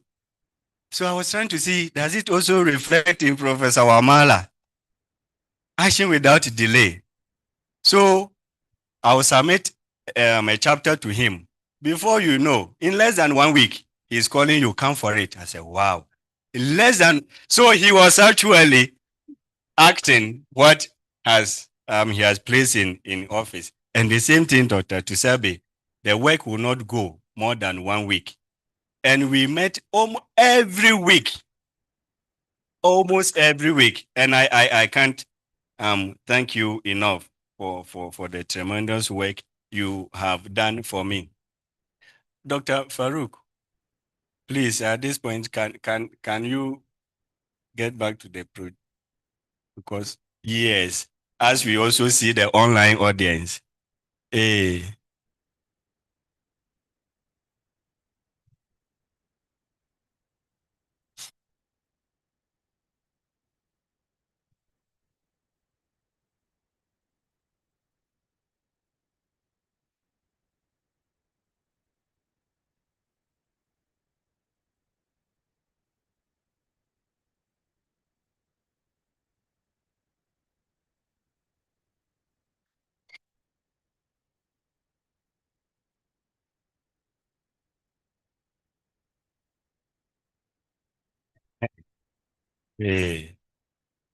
So now, after acknowledging my supervisors and doctoral committee in a special way, and I remember Dr. Kanakulia, the statistics are not showing. I said, that we are not dealing with statistics, but it kept me to actually justify my position well. Thank you very much for the contribution.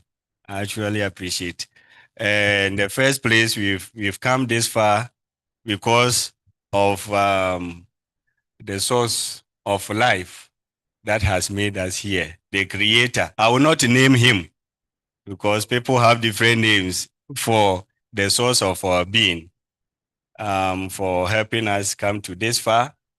My supervisors, doctoral committee, head and staff of the department of philosophy, also the deputy, the principal. I saw her online. Thank you very much, principal. Principal, if you can hear me, I really, really appreciate in your busy schedules, but you made time to listen to this presentation. And I saw Professor Awich here to listen to the presentation. Thank you all and the administrative staff. Mr. Lukwago, thank you very much. You respond to emails fast, very much, and running and following here and there. Then choose get a Henkel Fellowship and the program administrators. I saw Professor Edgar coming to listen to the presentation. I really, really appreciate and the funding and the support that they have given, because if I was to pay the tuition, in fact, that is why I had to now focus on getting scholarship. And fortunately, GEDA considered my proposal, and I have to use the opportunity to also thank the reviewers, those who review the concept. Mostly we leave them out. But if they had not reviewed the concept, we wouldn't be here. So those who review the concept, thank you very much. And the support that GEDA Henkels have provided. I see, I call you Madam Esther back there. The other time when I came to Uganda and I used Madam, they said Madam means something else. Say, what does it mean? Say, you're Madam. I said, oh, in Ghana is used to, yes, respect and stuff. Then my dean and the support staff, Madam Florence, you know the number of times I've disturbed you. Thank you for allowing me to disturb you. And Actually, I also express appreciation to the Department of History, Archaeology, and Heritage. Why? I actually applied to that department. My documents went there. And on my files documents, you always see department, history department. It was later that it was changed. We had meeting with the dean, Dr. Taylor, and he said, Peter, this is what happened. So we think philosophy is the best department to supervise this work. So actually, I was here and there. And thank you for the support and the contribution and asking how far is the work. I appreciate you. Directorate of Graduate Training, now it has changed. The critical reader, Professor Opio, thank you very much. You were pushing me to the wall, pushing me to the wall. I said, okay, I hope I will not penetrate and disappear. I'll hit the wall and bounce back. Thank you very much for engaging with me in this work. I really, really appreciate. And the technician and the chief custodian, Honorable Farouk, thank you very much for the. Actually, when we started, I said, please don't run away. The internet is just like, the child that comes to pick that toffee, run away and comes back. Thank you very much for staying, Mr. Sunday, Daniel, Amati. In fact, all of them. The other time I was telling cousin that, these are the people who make the institution run. When I'm coming and the place is dirty, or when we are coming and the place is dirty, we will not feel comfortable staying here. But they really, really do much. That I'm here now because they kept on cleaning, tidying place, opening. Actually, I had light off in my place for 4 days. Friday, Saturday, Sunday. And Sunday, I had to call Mr. Sunday, can you find a place for me to come and continue my final touches here? So Sunday, I was here 24 hours before so thank you, Mr. Sunday, if you can hear me. Now, none of my family members joined online, but in spirit, I thank them. So there's another important person online, which I will introduce shortly. Then 2022 cohort members and the Henkel fellows, the others, 2024, and our president, Mr. Habib, the graduate in Makerere. Now he is the president. Thank you for making time to come. Sama, thank you very much. All of you, in fact. Sebo, thank you very much for coming. Yes, thank you very much for coming. Then audience online present. Then my mama, I have mama in the Makerere, Professor DPO. Thank you so much. And here, I'll try not to be emotional. And my cousin, when I came to Makerere, I should say I never felt a PhD depression. Not one day. I cannot be depressed if I have mama here who is cooking for me. That is her. Cooking. And the first time I went out, my outing in my career, I've never gone anywhere far, actually. I'm just that robot. You put me in this corner, you go and come, I'll still be there. So another time she forced me, and this one was Mama, how did you call them? Trailer or cinema? Yeah, I've forgotten. And Acacia Mall. You took me there. Then, in fact, in my 38th birthday, the point is I've never cut birthday cake in my life. That is it. And she was the first to design the birthday cake for me. I really, really appreciate. Then myself and they say the woman, that is how they understand it. But my wife, we were born in the same month. One person is 5 days older than the other. And she did for us in the same month, Stella and Peter. So she joined online when I was cutting the cake. And you see how I was behaving here. I didn't even know how to hold a cutlass or knife. That is the truth. I've never cut cake before, but Mama made it, and I could see how you were happy for me and the family members introducing me to your family. These are very important people, and see the food there, Mama, and yeah, our cousin here, then the family.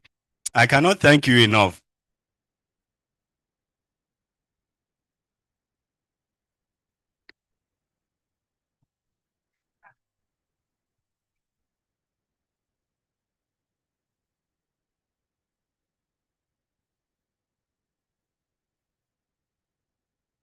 Peisistratus, I will do that. Thank you.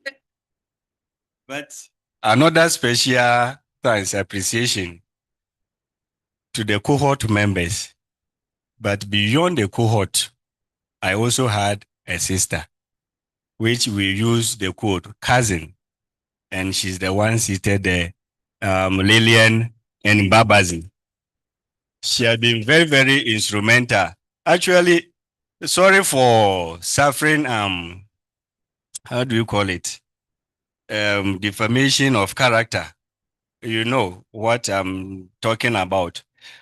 Our closeness in this journey has been misinterpreted. Sometimes even some they tell you point blank, like, what is between you? And we wonder that, so apart from that thing, people create a mind. Nothing can bring a male and a female together on a certain journey. It was quite not nice. Others were just jokes, so we understood the others, but others took it personal to the point that they had to report me to Mr. Sam. That is her husband here. Thank you very much for coming, Mr. Sam. I really, really appreciate. I really appreciate. And I've been into their family, their house. I don't limit my identity. Wherever I go, I see people, I relate with them, then we move. Actually, I have to practice the common good, not to talk about it. Yes. So, Mr. Sam, thank you very much. You are a very busy person, but you came to witness this defense. Thank you very much. I can't say much, but I'll come home again. And our cousinship started from here. People who wants to know about the Nunga tradition, glimpses of aborigines of southwestern Australia, 1829 to now.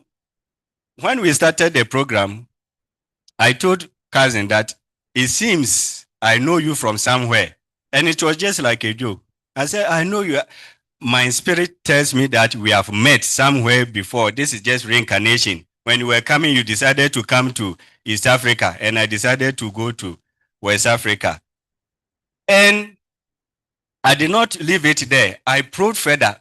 You know, mostly we depend on the brain, intellect to make meaning. But here I was focusing on intuition, where people do not really tap to make sense. So my intuition was like, no, this person is like I've met her before. So I went further to research. I put in the key term, Lillian, and Wamba. And this document popped up. Lily Bachiel Eddie. And Eddie Wamba. The same spelling of my, I said, is it by accident or what? Maybe there's something we really reincarnate, and maybe when we are coming, we part ways and whatever. And actually, they were cousins. But in that era, they were also husbands and wife. And when they gave birth to children, I think there was stigma that no, two cousins, you can't do this rubbish. So they decided that this family name should not continue to be given. So I was reading it as quite interesting. I said, yeah, there's more knowledge actually to be tapped. And I mostly make fun of her that, okay, because we are the ones to break that family curse, you decided to come to Uganda. Then I ended up in Ghana. That has been the cousin code. And unfortunately, others misinterpreted. But she's a woman of resilience. She can distinguish between salt and sugar. And thank you very much for even all the criticism. we still made sure that we went through this journey. And finally, after here, I'll not continue. I hope Stella is online. Please, can I ask to hear her voice? If she can unmute.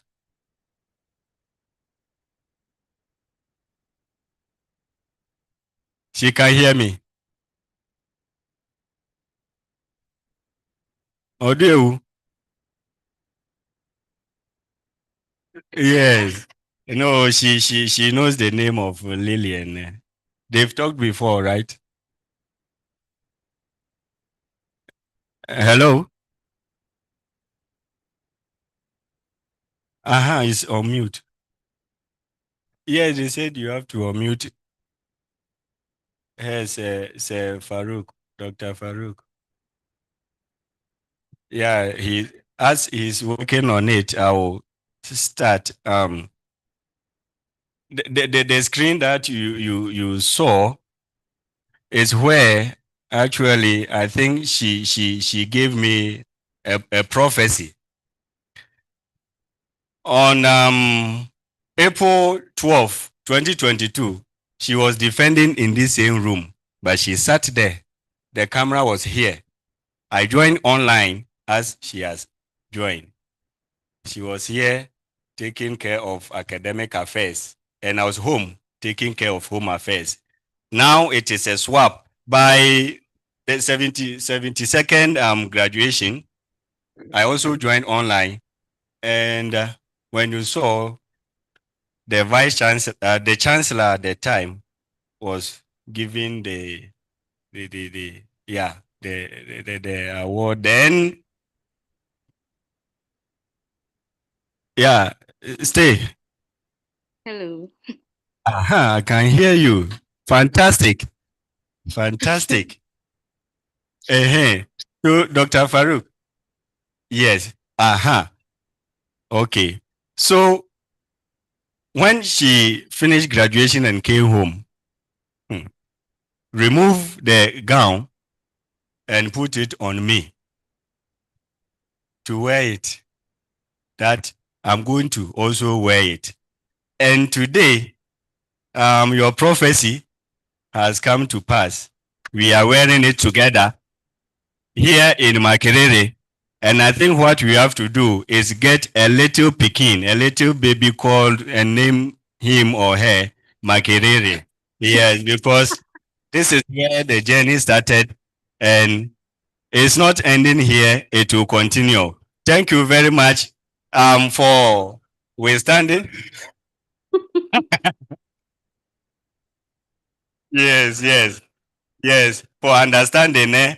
You know, when your man travels away, they say that men, our zips are mostly loose. It is always open, and our dangling modifier is here and there. But my cousin here put me. Actually, that advice helped. When I got here, he said, Peter, you want to finish your work, focus, and leave these ones alone.